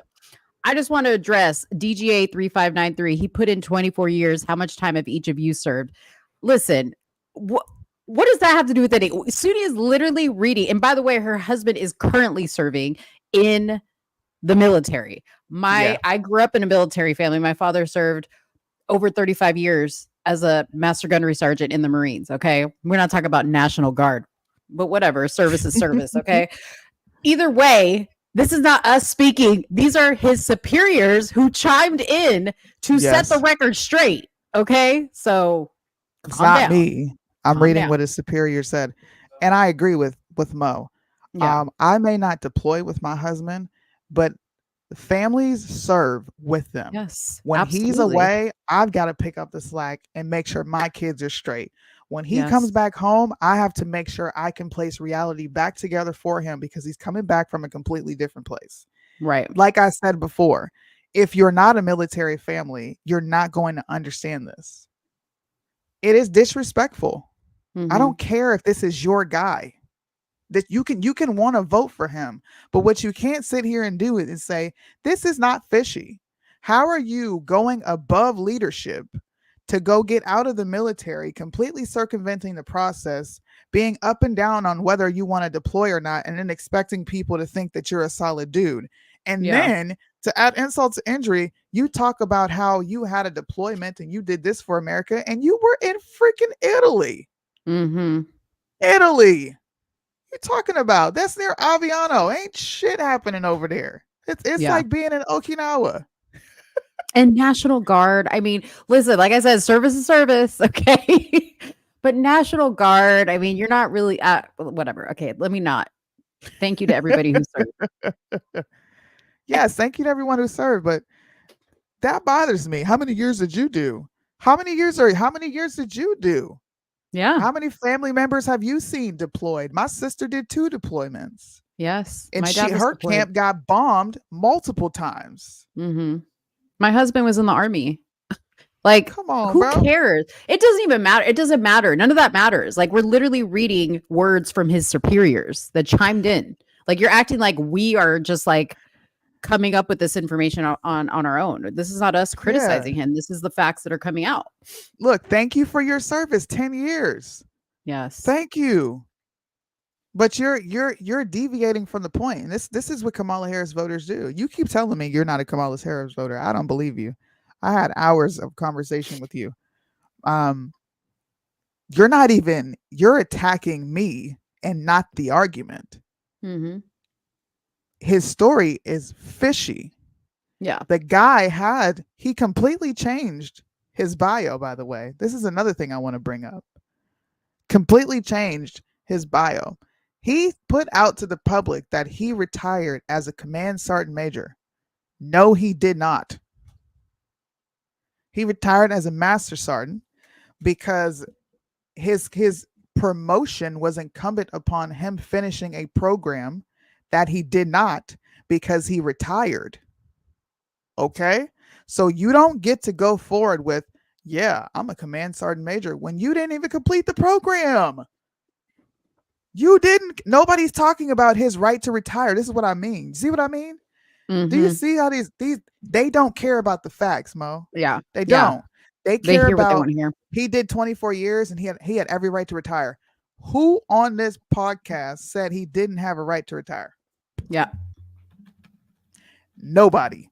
So your argumentation, once again, it falls flat on its face because I'm challenging his character. I'm challenging what he's willing to be honest about and what he's willing to be dishonest about. You should feel some sort of way as someone who served 10 years about someone lying about their damn rank. What? Yeah. I'm not criticizing him for wanting to retire. Slow one. I'm criticizing him for lying about the service. That's it. And if you want to see the documentation on him lying about his rank, oh, I got that too. I did a whole video. I've been getting attacked left and right by you psychopaths. What do you know about stolen valor? You're independent. I'm like, funny enough, this is a funny story. I showed this to Kyle. I said, hey, do you think I want to take a screenshot on my phone? I said, do you think this is worth reacting to? And he said, absolutely. Do your research. Make sure you find everything out and put a video together. And I showed it to him, right? And he's like, post that. That's a dope video. Yeah. So I got the seal of approval from the person who matters, bro. Dang, where's that picture at? Here it is. Boom. I'm about to send you both of them. Okay. I did my research on this guy, man. I was flabbergasted. Let me see. The bottom one shows him getting demoted because he did not finish his schooling to become a command sergeant major. Sorry, it's like taking forever to load. Oh, you're good. And yes, I agree. He destroyed Minnesota. Dude, his wife, what a sick puppy. Did you see that? She was like, I slept well. I opened the windows. Yeah, it could smell Minnesota burning from the protest. Like, what a sick woman. Yo, Red Pill made the illest joke ever. She said, yeah, she smelled them black dogs burning up. Right? Because they were burning black areas, busting down black-owned businesses. Oh, my God. Oh, my God. Hold on. If you can't pull it, I'll do it. Oh, did you pull it up? I did. Okay. I love the smell Sorry. of napalm. So look, reads as command sergeant major, changed to master sergeant. Reads as E9, changed to E8. This happened because this was the excuse that they gave. Oh, well, he just kind of fell through the cracks. He knew. The point I'm making is Timothy J. Walz knew he did not complete the program. He knew in order for him to get promoted, fully promoted to this rank, he would have had to complete the program. So knowing you did not complete the program, knowing there were prerequisites to that program, you still walked around with the title of command sergeant major when you had not earned it. What is so hard about understanding that? And he doesn't have serving as command sergeant major. Okay? You want to know what he's got on his website? What does that say? What does he say? Tim served full-time in the Army National Guard. He joined his battalion overseas in support of Operation Endure Freedom, which happened where? Italy. After 24 years in the Army National Guard, Command Sergeant Major Waltz retired from the 1 and 125th Field Artillery Battalion. He didn't retire as a command sergeant major because he didn't complete the program. They have a lot of nerve to say he misspoke. This is more than misspeaking. Come on, man. I You feel like just Joe like- Biden right now.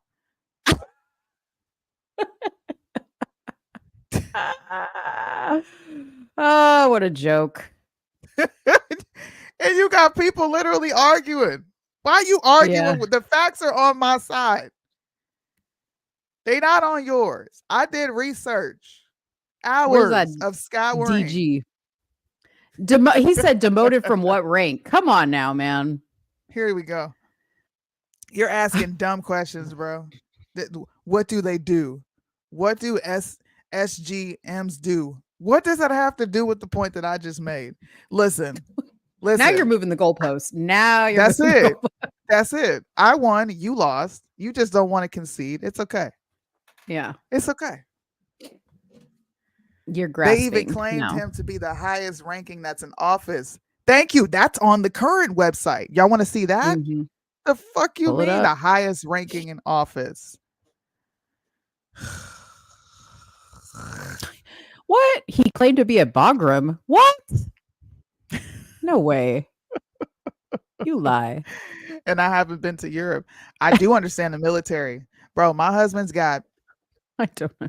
13, almost 14 years in. What? Okay? But hold on. What does that have to do with anything? Why do you have to understand the military to understand that the man clearly lied about his title in the Thank you. military? Thank you. What is there to And- understand?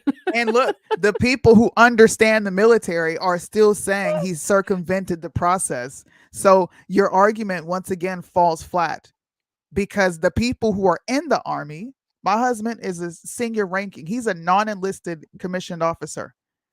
He is the highest rank of an NCO before you get to an officer rank.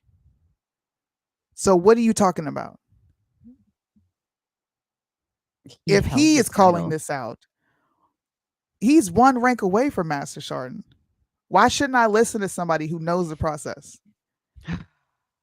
Just answer me that. Why shouldn't I listen to the person who knows the process? That's not how you say that, but okay. See what I mean? You're just a dickhead. You're a dickhead. You're fucking Riri. And you do this every time. You did this to Deontay. You for hours you argued about dumb shit. So now I'm gonna leave you alone because I already beat you in front of 30 some 60 over 60 some odd people. You lost. Hang it up. Tap out. If you want to come over and get on the camera or whatever on audio on this actual show, we could put the link up, but you're gonna have to come over to YouTube. Right? Does he have to go to YouTube? Or can I just put the Yeah. link? I'm just gonna put the You link. can put the link. I don't know if I don't think the TikTokers, I don't know if y'all can let me put it in the TikTok. Hold up.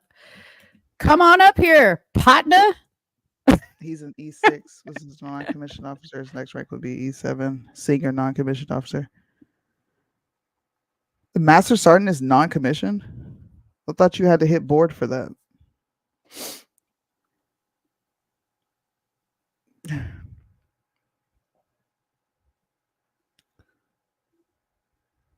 Is he going to come over here? He's probably not I going don't know. to. Listen, We'll see. DGA, I put the link in the TikTok if you want to join. You don't have to join on camera. I just put it there. I'm putting it here again. It's under Let's Talk Darling. I just posted it in the comments. Oh, he's going to come over. look, I'm people love open to him. be corrected if I got the rank wrong. It is a board, but officers are... in the military. I got you. And the Air Force is different. Does it allow Captain's a you to major. pin my comment in TikTok? No, I can't pin it. I don't know why I can't pin it. Oh. Thank you for that correction, Birdman. We're waiting. Are you going to come over? I'm on her page. What page?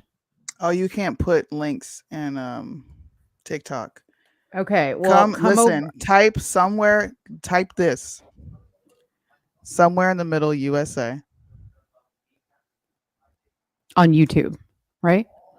Yeah. Just type this one. long phrase on YouTube. You'll see the live pop up. Come in, click the link.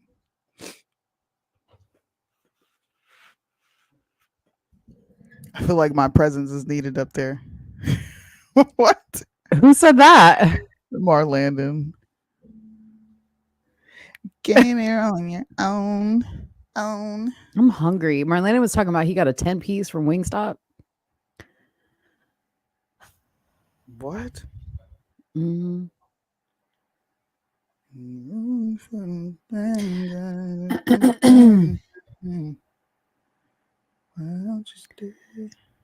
And anybody who wants to come over, as long as you're going to debate this topic, if you want to come over, the link is we have the link pinned on our YouTube page on Somewhere in the Middle USA on YouTube. Okay, Master Sergeant and First Sergeant. I got you, Birdman. I get it now. Okay, so if he comes up here, I'm gonna really quick go grab some like snacks really quick, and then Okay. and then I'm gonna run back because I'm so hungry.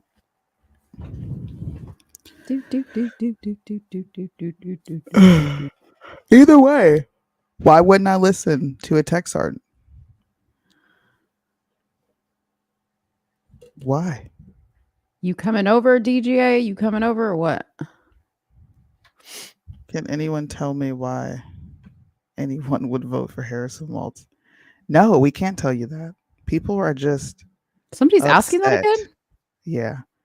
People just, they vote for what their feelings tell them to vote for. Yeah. That's what it comes down to. A lot of people feel like, hey, the border, not a big issue. They're sending them back. Yeah, there was an influx, but they stopped it and they're sending them back. And did you know that there's more deportations than there was under da-da-da-da-da? You know, they're going to use those arguments against you. And you kind of just have to accept that this is what people think and feel. This is how they feel about the situation. This is what they think. And there's not anything that you're going to say or do to change their mind unless they are already on the fence and they're willing to say, okay, I had this wrong. And I've had the luxury of meeting those people. They're really cool. They'll have conversations with you. There's one right now. His name is Salty. This dude is funny, but he's all in. Climate change, he's like, no, Republicans don't believe in climate change and electrical vehicles, and we need to invest in the future. There are some people who just don't care about the border. Yeah. That's not their issue. Yeah. Did you hear? So while we're waiting, hopefully DG will join soon, but I had saved this link because this person was talking about Kamala Harris. But did you see the video where Planned Parenthood was caught admitting to selling baby parts, and supposedly Kamala Harris went after the journalist who broke the story, like had her apartment broken into, the videos were stolen. You saw that? Isn't that crazy? I did. That is crazy. Yeah. But you know, people are going to say, nah, that's not real.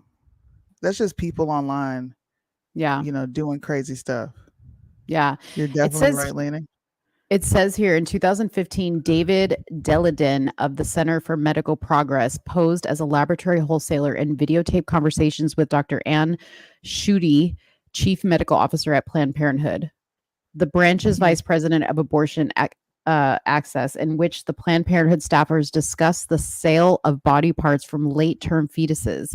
In March of 2016, California Attorney General Kamala Harris ordered agents from the State Department of Justice to raid DeLeon's apartment and seize the videos. Harris, upon request from her donors at Planned Parenthood, opened a criminal investigation into Deladin and the CMP, which has been ongoing for 9 years. There he is. Really? Now Deladin has released the unseen footage from those conversations, which I do have that video showing Planned Parenthood executives discussing and joking about the sale of body parts from late-term babies.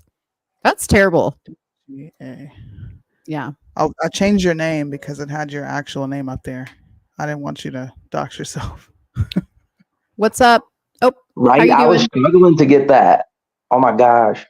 Thank you. What'd you say? You're welcome. No problem. That. I actually like you too. Don't think it's all hate here, you know? No, I don't think that at all. We disagree politically. Listen, I don't take any of this personal. This is work. We're up here to give information, whether people agree with it or not. I'm gonna stick to reading what superiors are saying. It's not my own personal opinion. I don't like the guy. I don't like the guy for other reasons. Honestly, I don't like him because of his attack on parental rights. This was just something that fell on my lap, and my husband thought it would be a good thing for me to focus on, and it benefited me because a lot of other people were having the same concerns of, you served as command sergeant major, but you did not complete the program, which means you don't retain that rank. So why are you saying you retired as this when you know that wasn't your rank? And then they demoted you back to a master sergeant, which was your retiring rank. Why are you putting on your website that you retired as this rank when you didn't? It's a question of that person's character and their ethics is what it comes down to. So my question first would be, are they actually building their own profiles? He probably did have the conversation that I rose all the way up to the rank of sergeant major, because he did. Whether or not he got demoted down is irrelevant. It's not like he's going to the VA and getting benefits based off of sergeant major rank. He did 24 years in the United States military. You should, as you already know, how taxing it is to be in the military. Like serving 24 years, I don't care if it was National Guard. A lot of active duty people will tell you that, oh, they served in the National Guard, it don't count. But is that the National Guard is the most deployed, if you really think about it. And think about this, where active duty is getting trained every single day to do their job. You have regular civilians essentially going out there, learning how to do their job in 6 months and going and getting deployed to Iraq and Afghanistan and doing that job. So I would argue that we should stay away from it's the National Guard. There's a lot of expectation on National Guard members when it's time to go. Yeah, but he didn't deploy there. Yeah, but he also did 24 years. So when you got to realize one thing. It is very hard to make it to 20 years, whether you're in the National Guard or active duty. At least active duty, you're getting a full paycheck. Just imagine only getting $300 a month for 20. I'll say, let's average it out to about $500 overall a month to go and do all this stuff for your country. And that's why I say, let's not get too caught up on that piece. Like your argument about him attacking parent rights, that's a legit argument. But us getting hung up on whether or not somebody that served 24 years who did rise to the rank of sergeant major, his bio said the wrong thing. It's not like he was on there like, I'm sorry, I made it to command sergeant major. He knew that wouldn't have went. Because somebody always checks the record. Somebody always does.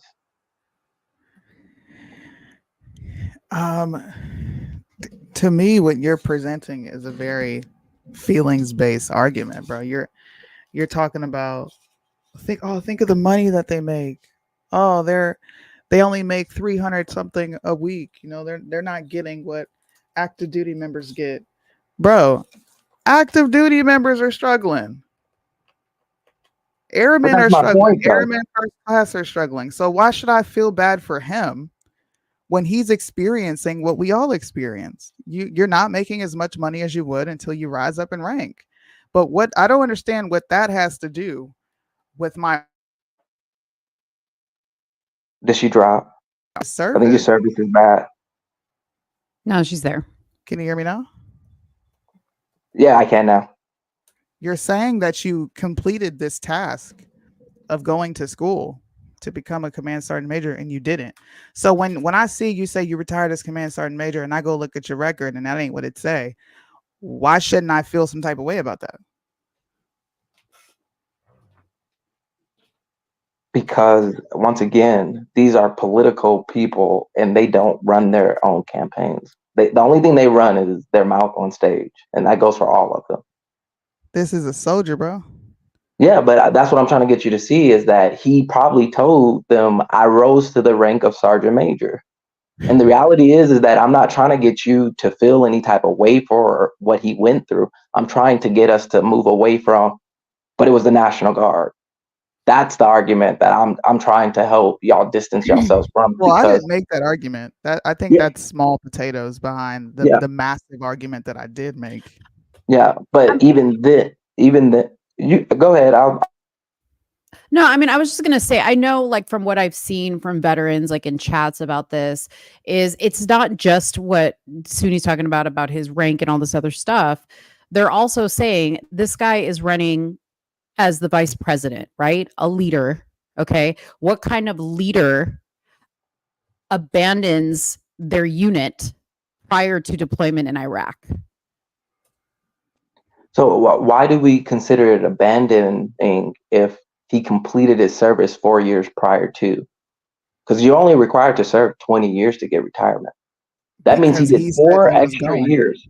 He did four extra years. And you pretty much just agree with me that the entire military goes through it, right? So doing 4 extra years is a lot of service. And once again, I'm stripping away the politics part altogether. I'm not even worried about that. But it frustrates me when somebody, can y'all hear me still? Yeah. Oh, somebody that served in our military who did 24 years. I don't care if he was just a cook. He still served 24 years. I cannot discount that. I cannot take that away from him because when other people refuse to serve, what less than 1% serve. Right. How can But you serve to defend your country. And in the moment where you're being told, now's the time, you're going to get deployed. This is the moment to step up to the plate. God forbid he's a heartbeat away from having to be the leader of the free world as president of the United States. Imagine that. If he can't take, I mean, I don't know what the reasonings were aside from him wanting to run for office, but literally he was faced with the moment of it's time to really go serve your country and you're going to be deployed. And he pieced out. But the issue is he came back and said he was going to deploy. Nobody came back and said that for him. He came back to his superior and said, you know what, I didn't win the nomination, so I'm going to be deploying with you guys, only to get out months later. Mm-hmm. I just, to me, and it's right here, these are not my words. This is from a superior officer that did an interview with CNN of all places. And I'm purposely using left-leaning sources so people can't say, well, this is just conservative and this is just Republicans and they're trying to. This is from a left-leaning source. They speak on it verbatim. Julian explained that Walz then told him after that meeting he had not been nominated and that he was going forward with the battalion. He retired, 4 months later? A month later, I should say? April, May? He couldn't talk to the guy and say, hey, look, I put my retirement paper in. I know I said I want to deploy with you guys.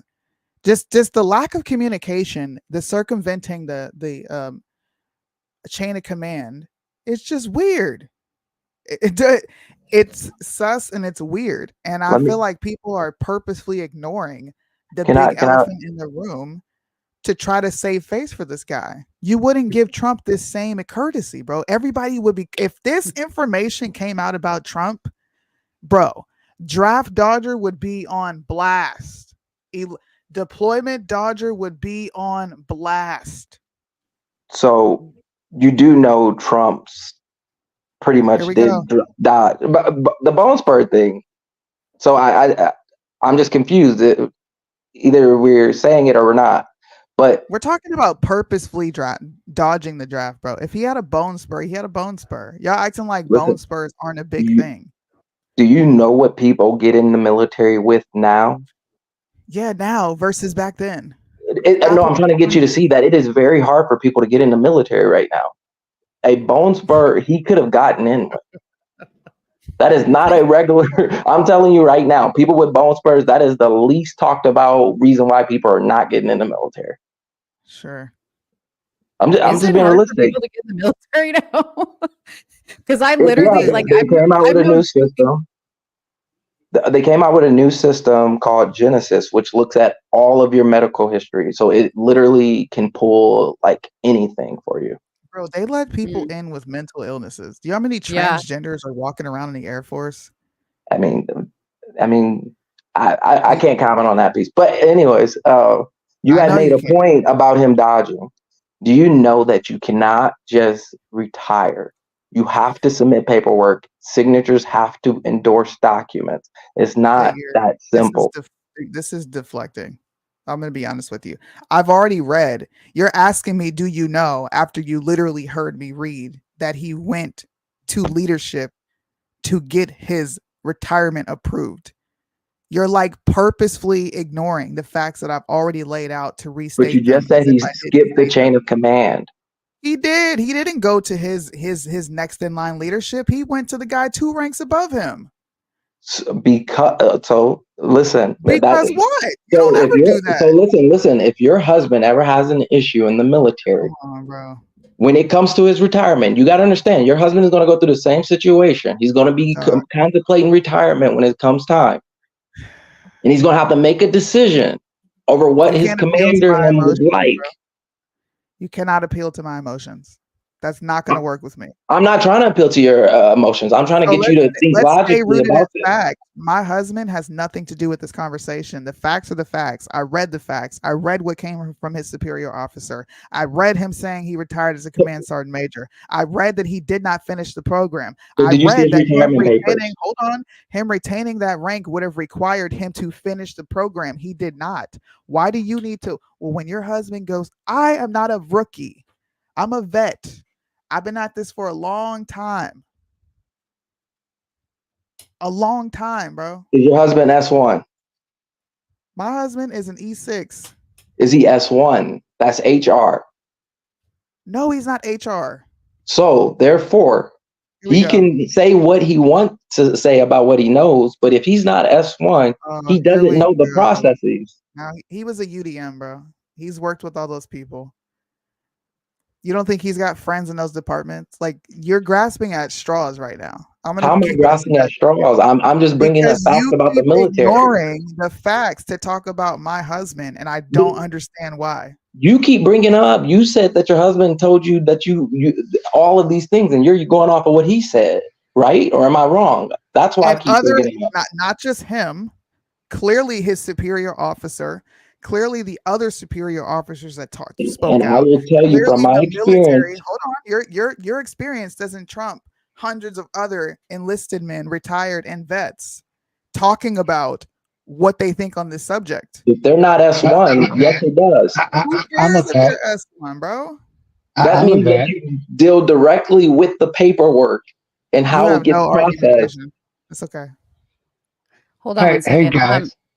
Go ahead, Mitch. So I want to clear up something DJ said. My son is a recruiter in the military. He's a Marine recruiter.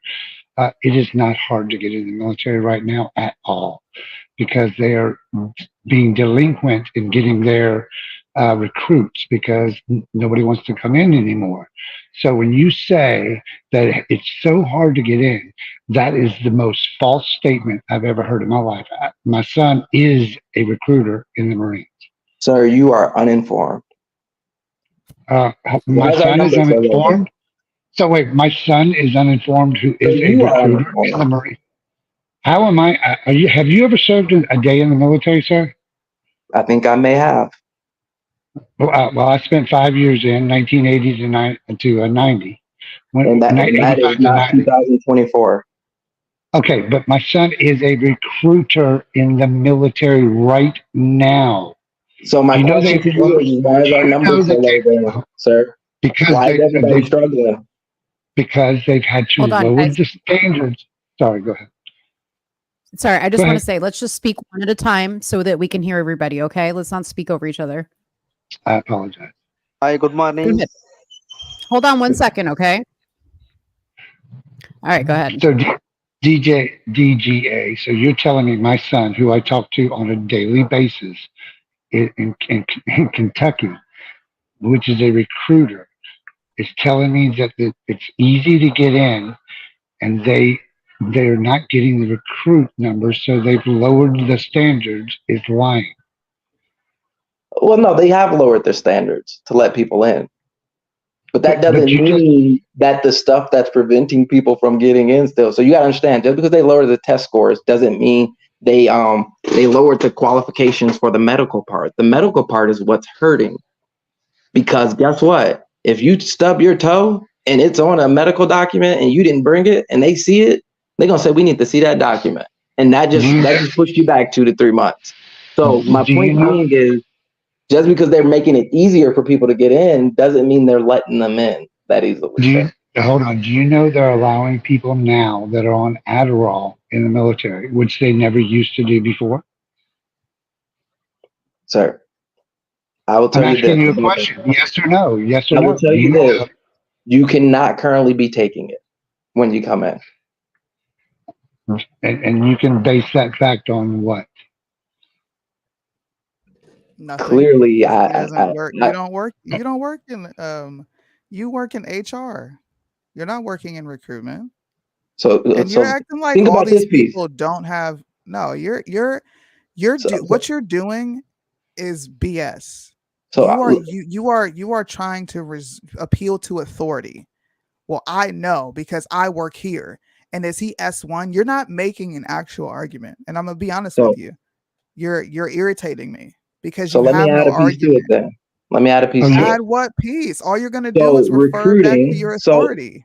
So recruiting is a part of the adjutant general branch. Guess what else is a part of the adjutant general branch? S1, HR. They all go hand in hand. So once again, I only joined this live. He doesn't care to clear up that information. Members are in this comment section telling you that you're wrong. You have active duty members right now in this comment section telling you you're wrong, bro. So how are they right? Are they working with that stuff? Why do they have to be working? They can't figure out their own pay. And see, here's what's so funny. My son is a recruiter. That's what he does. He's been doing it. Well, he's got to do it for 3 years because that's what they mandate, so he can get his staff sergeant, which is his E6. And he got it because he is a recruiter in Kentucky. So how are you telling me, somebody who talks to his son almost on a daily basis, when he tells me, I say, how's recruiting? Well, Dad, it's not so great right now because nobody wants to come in. I go to high schools, I go to colleges, I do all this stuff. And I said, well, we have conversations because I'm a vet. I'm an Air Force vet.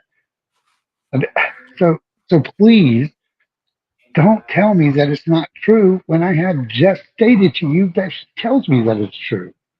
So ask your son about Genesis. That's what I'll tell you to do. Ask him about Genesis. I definitely can't. Not tonight because he's asleep. Yeah, no rush. But once you ask him, he'll break that piece down to you, and you'll see that that's why when his people get turned around and he can't get them in, that's his biggest issue. So when they go through MEPS, right? You know how that works, right? I'm gonna be honest. You guys are having a non-starter discussion. I agree. He's gonna resort to appealing to authority, despite several people. I'm on Genesis. All it is your medical work. I don't understand why you're bringing that shit up when all it is a way for you to communicate with your doctor, make appointments, virtual appointments, look at your test results that you got back from when you went to the. So now you're telling me that I don't log into Genesis. I log into it too. Test results. There's a different form of Genesis that does not deal with people who are in. Genesis for going into the military is not the same as Genesis where you go and get your medical stuff done. What's the difference? It literally pulls your records from when you were a baby. What's the difference? If you had asthma, you now have to explain why you had asthma. So it's medical records, like I said, correct? I thought so. No, it's not, because guess what? Genesis doesn't go back. What is asthma? Is that not a medical condition? So wait a second. Does Genesis show your records from when you were a child? Nope. All You're right, not let me gonna move drop the out. goalpost. I love you. You know, I gave you some props the other day, and I'll Thank be in you. your I TikTok appreciate live you. all Bye, the time. Mitch. Hey, Thank Hope, I you. follow you. does I did Genesis follow you show on TikTok. Peace. does, does Bye. Genesis show you your records from when you were a kid when you go on there? The Genesis shows me my records from whatever records I've given them when my husband Command sponsored me in. So that's what I'm trying to tell you. The Genesis when you go to MEPS is pulling people's personal doctor's records. Great. It's still medical records. Why are you arguing? No, I'm saying that if I go look at Genesis, I can't see my records when I was a kid. So they're two So different what? systems. It's medical records is all I'm But it's saying. Like preventing what, people from getting in. dude? Can we get This back to is the point of Tim Walz? so retarded, bro. Like, So sorry, once again, my TikTok. only argument was that he served You 24 years. great, we know that. He You got all keep the way to arguing Sergeant around the Major. issue. And at the You end of keep the day, arguing he was around the allowed to issue. retire. It's not about whether or not, Once like, you gotta again, understand, once you do 24 years, bro, your body I'm isn't with even the same so body. And close Sergeant to Majors you. aren't on the front line. I'll tell I'm y'all so that right close. now. I can't do it. We're not even talking. I'm gonna repeat this again, and then we're gonna bid you farewell because the show's ending. You keep deflecting. At no point did I say I had an issue with him retiring. I have read source after source after source to you of what I have an issue with. You were demoted because you did not finish the coursework to become a command sergeant major. Well, it's 24 years of experience. I don't give a shit about it. Okay? Let me just make that super clear. I'm going to look in the camera and get real close to you. I don't give a fuck. Okay? I don't care. I care about this nigga lying. Okay? I care about the fact that he wants to take parental rights from parents and allow the state to have jurisdiction over my kids if I don't render them gender affirming care. I'm going to let you speak, but you keep going in circles. I don't give a crap about none of your emotional appeals.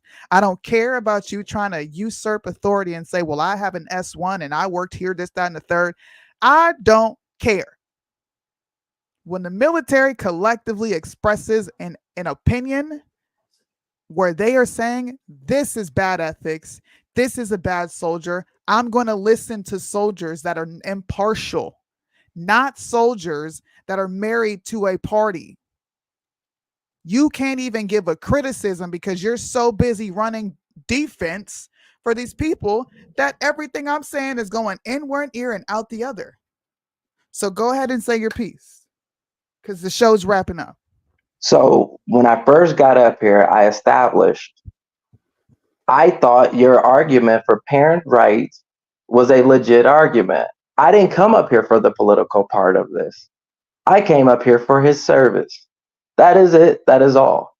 I literally said, you said I'm married to the party, but in all reality, I gave you kudos for the parent thing. I thought that was a legit argument. So to make it seem like I've came up here and spewed anything for the Democratic Party is a bold-faced lie. I'm not saying that at all. I don't even care about that part. I'm just worried about the man's record as far as his service is concerned. And that's the piece that I came in on that you guys were talking about. And that's the piece that I was talking about in the comments. Yeah. But the thing is he's running as the vice president candidate. So that's why we're talking about it on a political level, is it does matter. It does matter. It puts his character into question. It only matters when Trump lies. When other people lie, oh, well, he did 24 years. Ignore his lie.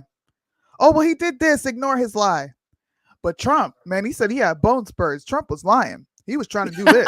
He was trying. Man, but you brought up you brought up draft dodging, and because literally that is an argument against Trump already. Standard of being consistent. If you are going to say that this guy purposefully tried to dodge the draft and trump up some medical condition called bone spur, then I would expect you to have the same goddamn energy for someone who is lying about their rank. But I didn't bring it up. I only brought it as as In a one ear and argument out the against other. that whole How thing. this You work? brought that up. You said the draft dodging thing. It I didn't bounces bring off. that up because I wasn't even Bounces going off. to talk about Trump. It bounces Somebody off come of and them. look at this. Look at this.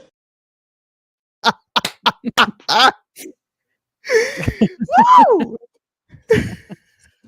Yeah, but I mean, the point still stands. I didn't bring up draft dodging. You did. Well, I'm gonna take my talents over to TikTok. If anybody, I might see you there. I'm going to restart from my phone though. I'm not gonna do it Who from you, my computer. I do appreciate you, by the way, wait, for who you changing my voting for, name. DG? Who you voting for? Uh, Kamala. no, I'm left leaning, but I'm not voting for anybody. No Shocker. politics here for me. I'm color me I shocked. don't You're do left politics. I don't do Just politics, say it. but I'm gonna Just come up say to a it. show. I don't, You're gonna vote for Scamala. Just say it. you are. Come on now. Just I guess just stick we'll to the see if you guys see me at the voting booth. But if you don't, then you know I don't vote. I'm gonna see Hey, you next man. to one of those AI chicks. Pretty much. Hugging them too. But hey, I might see you at TikTok. I do enjoy, debating you a little bit. So that's why I followed you. Just a little bit. All right, bro. I There's appreciate nothing it. but love here. All right. Thank you. All right, talk to Bye. y'all later. Bye. Listen, bro. Is he young? No, He sounds like he's young. I don't know, but nothing penetrates. Nothing. I know. You make an argument, yeah, but 24 years, bro. Psh. Hey, can you Yeah. imagine if your husband, like, what the hell does my husband got to do with what we talking about? Right. It's just semantics. What in the world? Oh man, that liberal defense system is something else. See, that is where I will say I get jealous of liberals because they're so good at that. Like they're so good at the like la la la la la la la la la. I didn't hear you. La la la la la la la. I don't see fires in the background. It's mostly peaceful. Like, I'm gonna give it to them, man. They're so good at that. They're dedicated, aren't they? They are so dedicated. Well, TikTok. I hope you liked Somewhere in the Middle. This is actually our first time airing on TikTok. I hope you guys come over to the YouTube channel and come chill with us over here and have real conversations with the other people in the comment section. Because I think that would have been an epic back and forth battle if he was in the YouTube comment section with all the active duty and former enlisted soldiers disagree with him. It just, this is why I like going on TikTok. I could sit on there for hours and just destroy these people and sit back and watch and say, did anything I said penetrate? No. Yeah. Yeah. No. Because they don't give a shit. I'm going to give TikTok their props. Like I actually had fun looking at the TikTok comments. And today the award goes to the TikTok people. You guys are like active in the comments. You guys are like, the thing is moving. YouTube people do better. Okay. Like some of y'all comment regularly and I love you for it. Okay.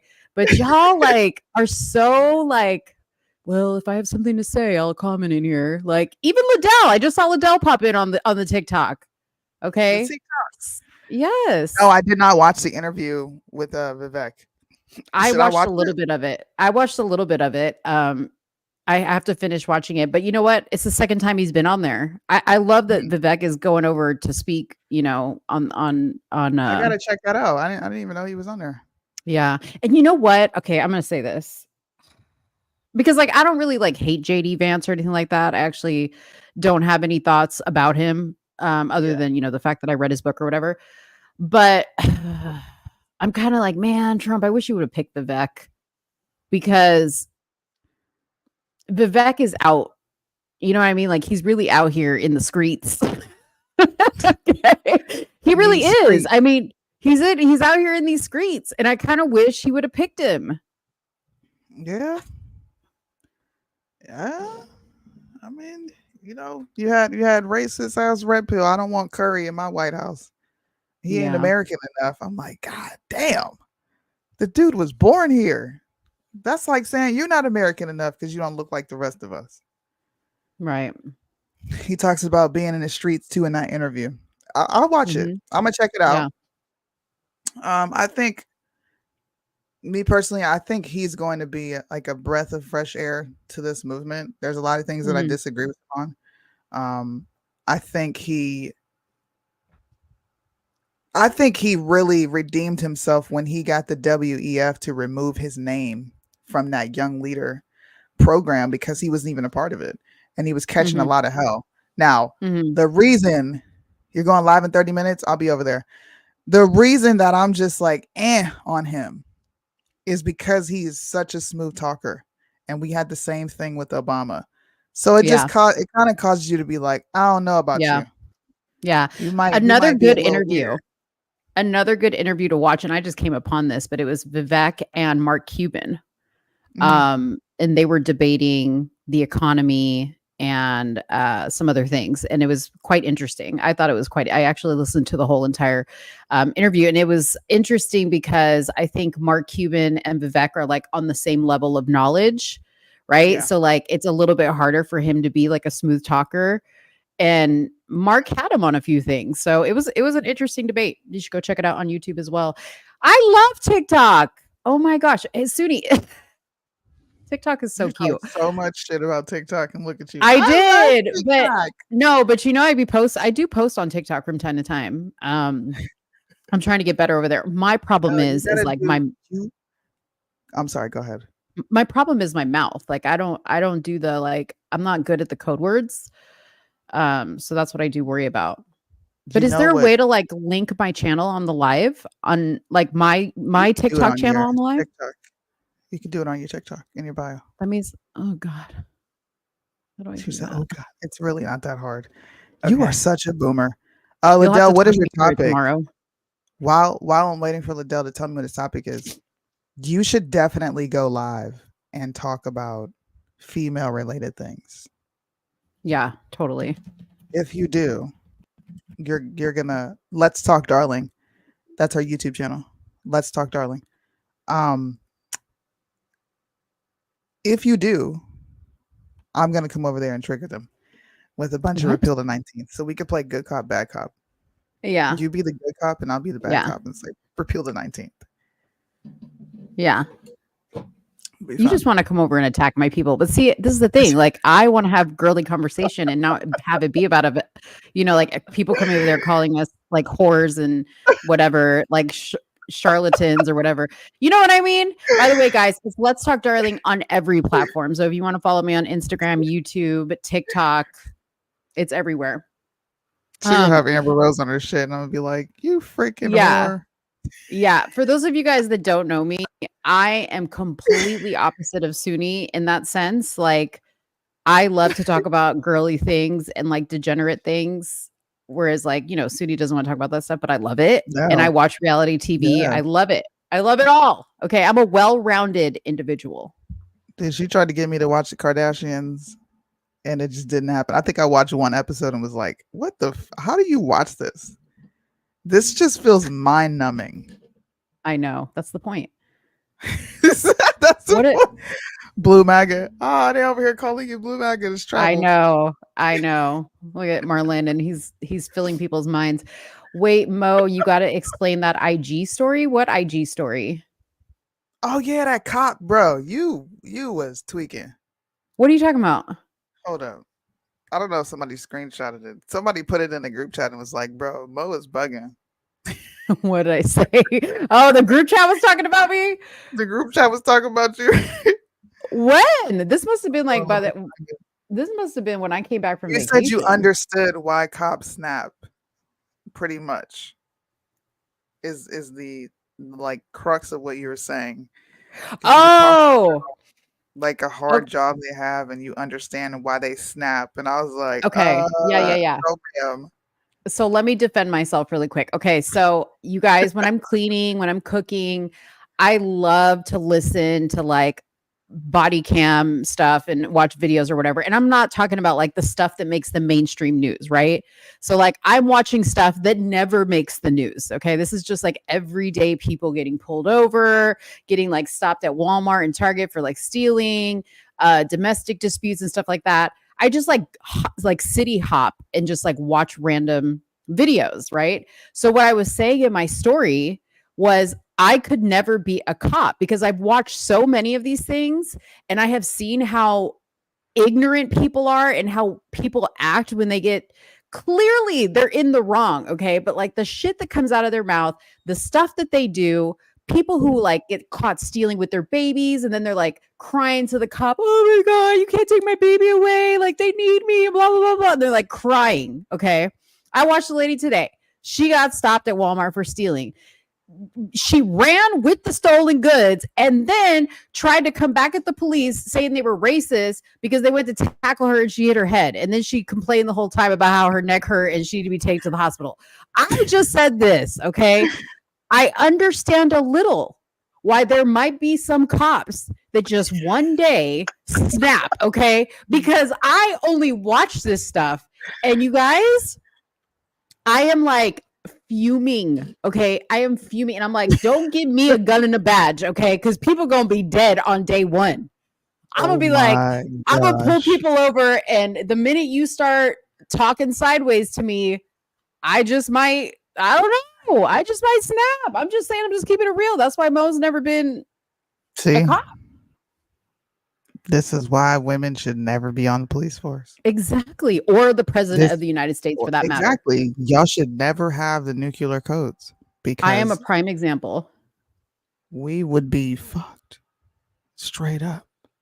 Yeah. I was watching those videos on TikTok last night. Dude, I'll be watching the body cam. I just watched one. Matter of fact, I literally just watched one. A woman was drunk.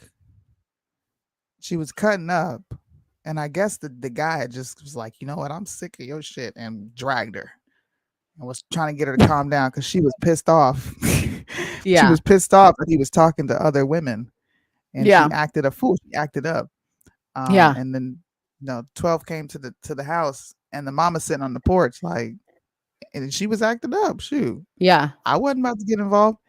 And they arrested him, and he gets painted as like the extremely abusive boyfriend.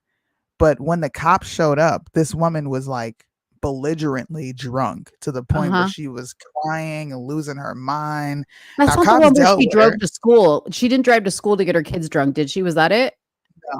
This is the black lady who was on the road with the dirty pants and no shoes.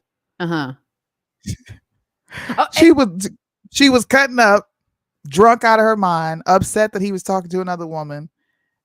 She didn't deny any of the story he told. She jumped in the front seat, jumped in the back seat, acted a fucking fool. Right. And he just sit your ass down. I watched a lady in the back of the cop car. I don't know how she slipped out of her handcuffs, pulled a bottle of liquor out of her vagina and proceeded to drink it. She said, "What? I'm not drunk." And then they put her in the back of the car and she said, and she started chugging it. I was like, hell no. Okay. This is the other thing. Let me tell you something. If y'all are in this mindset that the police only go after black people, please watch a video a day. Okay. Because white people get taken down on the daily and the shit that they do. Okay. White people I'm telling you, white people get taken down too. Yeah. They be getting fucked up. Yes. And the majority of the videos I see are white women. And you know what's crazy, Soonie? What? White people should be the one complaining about the immunity thing, but they not. They're not. Black folks complaining. Oh, it's so funny. Even though that'll never happen because they got to be on a local level. Idiots. Yeah. You finished the wings, Marlandon, and your tea. It's still some wings left. Big back. But that tea gonna be gone by tonight. I got a jug. And to get a big stack. You got a whole jug, Marlandon. Yeah, let me turn. Your sugar about to be. This nigga, bro. He said, is this your townhome? This is cute. Let me see. Give us a little tour of the new place. No. See, he said, It ain't. That's a nigga, bro. Why you asking to see my spot, bro? No. It look cute. If I want you to see my house, you can come over and look at it. That's what he said. But yeah, I stay in these townhomes, bro. It's crazy. Like it's like quiet and stuff and all that. Hold You're on. not used to that. You're not used to the quiet. No, I'm used to the quiet. It's just saying it's Because quiet. oh, it is quiet. Because you always have like family members in your house. Every time you're watching the show, you got people over. Yeah. Yep. The other night they was playing space and shit, and they was getting on my nerves with all that Kind of arguing. house. That's my kind of house. Cause somebody reneged in a fight story. Well, not a fight, an argument See? that almost led to one. Don't be reneging, bro. That's the worst thing you can do. And plus it was money on the line. It was money on the line. Ooh, listen. You go to it. It didn't even got to be no money on the line. You go to a black house and don't listen. If they ask you, this is literally, I'm giving you the keys to the kingdom right now. If they ask you, do you know how to play spades? Do not say yes unless you know how to play spades. Please. Okay? Please don't. Or you're getting My killed. brother-in-law, he said, I know how to play spades. And me and my husband knew he was lying. I'm like, this nigga don't know how to play spades. But if you say you know how to play, okay. Sat down at the table, renege after renege after renege. I think that's in general, like people who play cards or anything like that, any type of card games, don't fake the funk with people who know how to play. And I feel like if Soonie and Mo was the sit down and play spades and Mo is Soonie Oh, Mo partner, can't play. Nah. yeah, she gonna. I'm a flip it sore all up. loser. No, I'm a She sore gonna flip loser. it up. Listen, we can't I flip tables. Okay, you don't want to play games with me because I am so competitive, and I get upset. Do you Like, even know how to play spades? No, I don't know how to play spades, but like any type of game that I play that I like feel confident in, it's over. Like we just won't. Like it'll be. I'll say stuff that I don't mean, and yeah, it gets bad. Uno? I don't like Uno. There's too much math for me in Uno. Like I just can't. There is no math to Uno, bro. I feel like there. No, I'm sorry, not Uno. I was Yeah. thinking about dominoes. Sorry, not Uno. Ain't no Dominoes. dominoes either. Yes, there is. Oh hell no, bro. I don't do that. Let me get the fuck off here. Talk about it's too much math. I don't do dominoes. I told you, Mo, Yeah. Mo got a lot of personalities. Delusional Mo, too much baggage Mo, blue magic Mo. Wait, what is the too much baggage? Explain that. What is too much baggage? You come with too much. Like what? What's the baggage I come with? Look at her eyebrows. She said, like what? You come with all the personalities. What personalities? When is your birthday? I'm a Sagittarius. Okay, yeah, that explains it. What does that mean? Yeah, what do the signs mean? What is mine? I don't even know. No, mine. what does it mean? That explains it. Like Sagittariuses are the best people. We get along with everybody. Bro, you know how to play Skippo? What? No. Oh my god. I can't play no games with First you. of all, I am Puerto Rican. Those are those like black people games like Skippo? What the hell is that? This nigga said black people. Are those black people games? No, it's a freaking game. I don't know what Skippo is. What the hell? Skippo? Oh, it's counting. You gotta see, match again. the cards up. Nope, I'm not good at Nope, don't do You know how to play anything. Phase 10? Phase 10? Yeah, I think I played that before. You think? Oh, Yeah, you getting wild. sounds I want familiar. to play Phase 10 with you.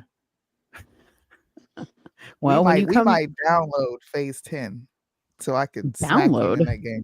Play it on your phone, yeah, So when you got a thing, Mo is pushing such a- 50. bro.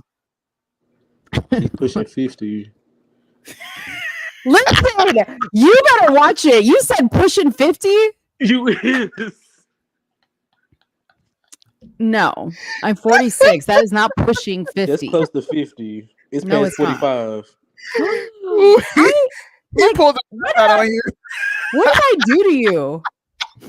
What did I do to you that you attack me Yo. over and over? I'm so sick This of this nigga shit. rounded up. He said it's past 5.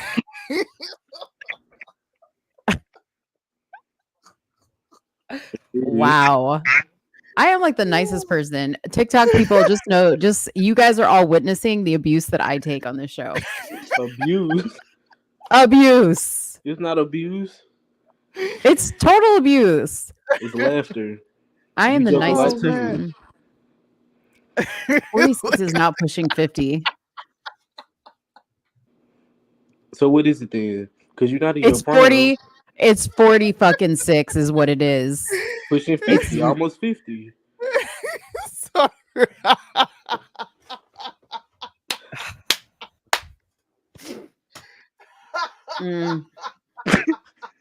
I'm about to drop Marlandon. I'm about to cut him off. Say the truth. So you ashamed to get old? Every time he say it, bro, you're just. I'm what? What did you ashamed to say? get old? I'm ashamed to get old? No, I'm not ashamed to get old, but don't add numbers. See, don't be adding numbers. I'm 46. And what is that almost close to? It's close to 45, motherfucker. Which is almost 50.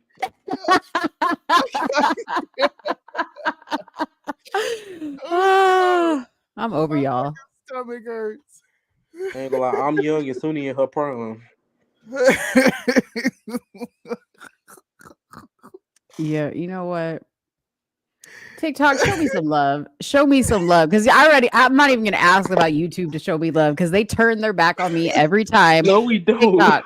TikTok, show me some love. I see some old people over here in TikTok. Show me some love. So you admit that you old.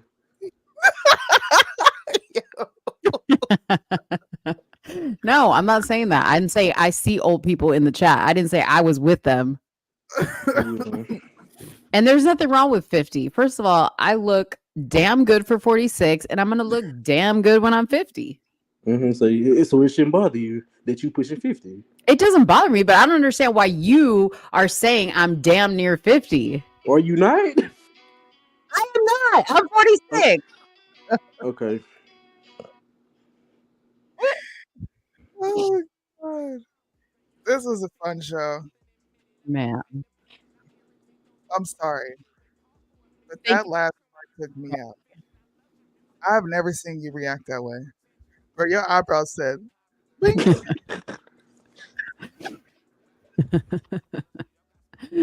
Oh man. Oh, snap. I'm glad we got a lot of Trump supporters in the chat. Please don't vote for Kamala. Thanks for the laugh. I needed my that laugh. expense once again. Once again. Hey, damn. man. Mo on her way to the retirement home. Y'all are something else. Thanks for tuning into the show, guys. We will not be back next Tuesday because I'm not going to be in my living space. You guys won't see me again until I get to my destination, which will be the 25th of August. I'm bringing my equipment, so I'll be able to set up in my new house right away. So you guys won't see me again until towards the end of August. Wait. Or early September. Yes. 2 questions. We never looked at the Minnesota primary. You saw that Ilhan Omar. She won. She won. She did. Damn. I thought she was gonna lose. Are we going to do a show on Friday? What's Friday? Am I missing something? Well, are we doing a show on Friday? Remember we said we kind of play by ear, or no? Yeah. Do y'all think Royce White gonna win? What's that date? Let me see that date real quick. That's Friday. I can't because that's when the movers come. Oh, okay. They come on the Friday. If I'm still set up in here, then we can potentially do a Tuesday show, but I don't know. I'll have to see. Okay. Because we have to move out into a hotel and all that jazz.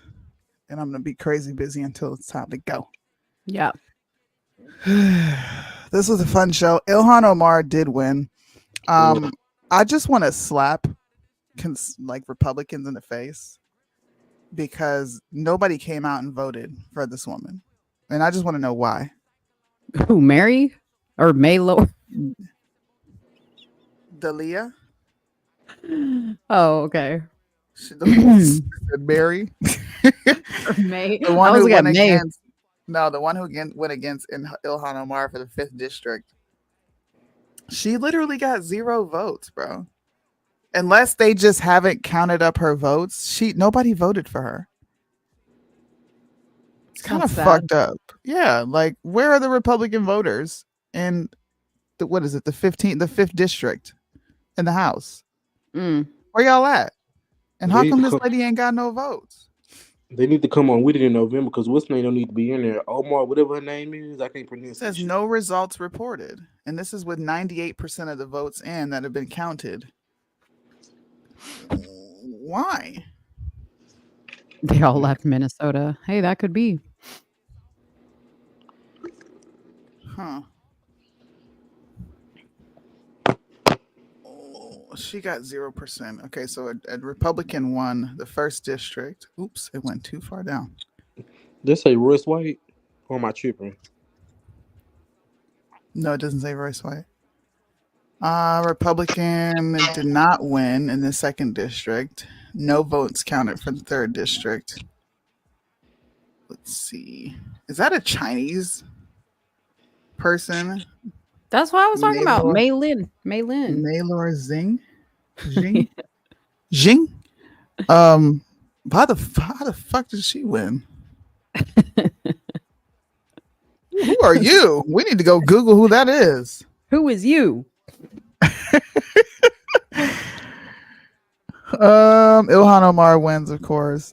You know what? I'm actually shocked, guys. I was talking to Mo earlier, and she's like, "Do you think she's gonna win?" And I'm like, "There's no way they let her win because And of here her she goes. hateful rhetoric towards the Jews." But apparently, she won her district, and now y'all are all left to deal with her for another 4 years. She's up for re-election, or is it 6? I'm sorry. Hopefully it's just 4. Either way, she won, and I'm really disappointed in people that didn't come out to make sure she didn't win. To me, this is exactly what happens to conservatives, and then they claim funny business in the elections, but y'all don't go out in droves and like overload the system. I'm disappointed in you all, especially in a place where you can ballot harvest, right? You could ballot harvest there. It's completely legal. You if I'm not can? mistaken. I'm pretty sure it's legal in that state. Dude, but who's going door to door in Minnesota? It needs to be somebody down there. Somebody. Where the actually- Republicans at? The GOP? When Dave went to Minnesota this last time, I was like joking with him. I was like, you need to go down to like the George Floyd autonomous zone or whatever it was. Dude, Oh, yeah, he they said do it have that. he said it was like so scary down there. He's like, Really? he said the streets are like empty because nobody wants to be on the streets. There's so much crime. In that one area, and the George Floyd zone is full of crime. Just sit on that. Yeah. Well, That's he was in crazy. downtown Minnesota and it was bad. He said it was real bad. And it's in that H County, what is called Hennepin, something like that. Oh, Hennepin County. Yeah, is that What's that? is that the county where he got killed? I think at? so. Not killed, where Yeah. he overdosed at. Yeah, I think so. That part is I've the never- worst. Yeah, So I is that told the him, I worst was part like, of town, period, or just the worst part of town since he's died? I feel that's like where that part in general was destroyed the most. it was destroyed, but that whole street, I don't know if you remember in Candace Owens' documentary when she went, I do. did that whole, remember they were like, they have that street. mural was. Yeah, and they have that street closed off and like the police won't even go in there because okay. they basically self-govern that entire street. Isn't that wild? So it's an autonomous zone Yes. Hmm. still to this day. Yeah. So the governor so. sucks. Period. Yeah. And, So the- Let's the argue white- about his military. I know. I'm kind of disappointed. Actually, no, because the people got to see cognitive dissonance on blast. But I wanted to have further conversations about his record. But I guess we can discuss that another time. Anyways, thank you guys for hanging with us this Tuesday. It was a fun show. I've missed Mo. Very I haven't fun. had like Missed you too. feminine energy to like vibe with me. I'm always around dudes 24/7. And I couldn't talk my shit. And now I'm talking. He needed you to come back so he could talk shit. Wow. Do you have any closing Marlandon likes words? to pick on girls. No, That's my I like closing to words. pick on, I like to Marlandon pick likes- on you. I like to pick on you. But why? Can I ask you that question? Like, why do you want to pick on me? Just for the hell of it. Because why? Like, did somebody like hurt you? And like, No, I'm just like the it's target. No, it's the reactions. Were you rejected by pretty girls? Is that what it is? You were rejected by a pretty girl? Never did.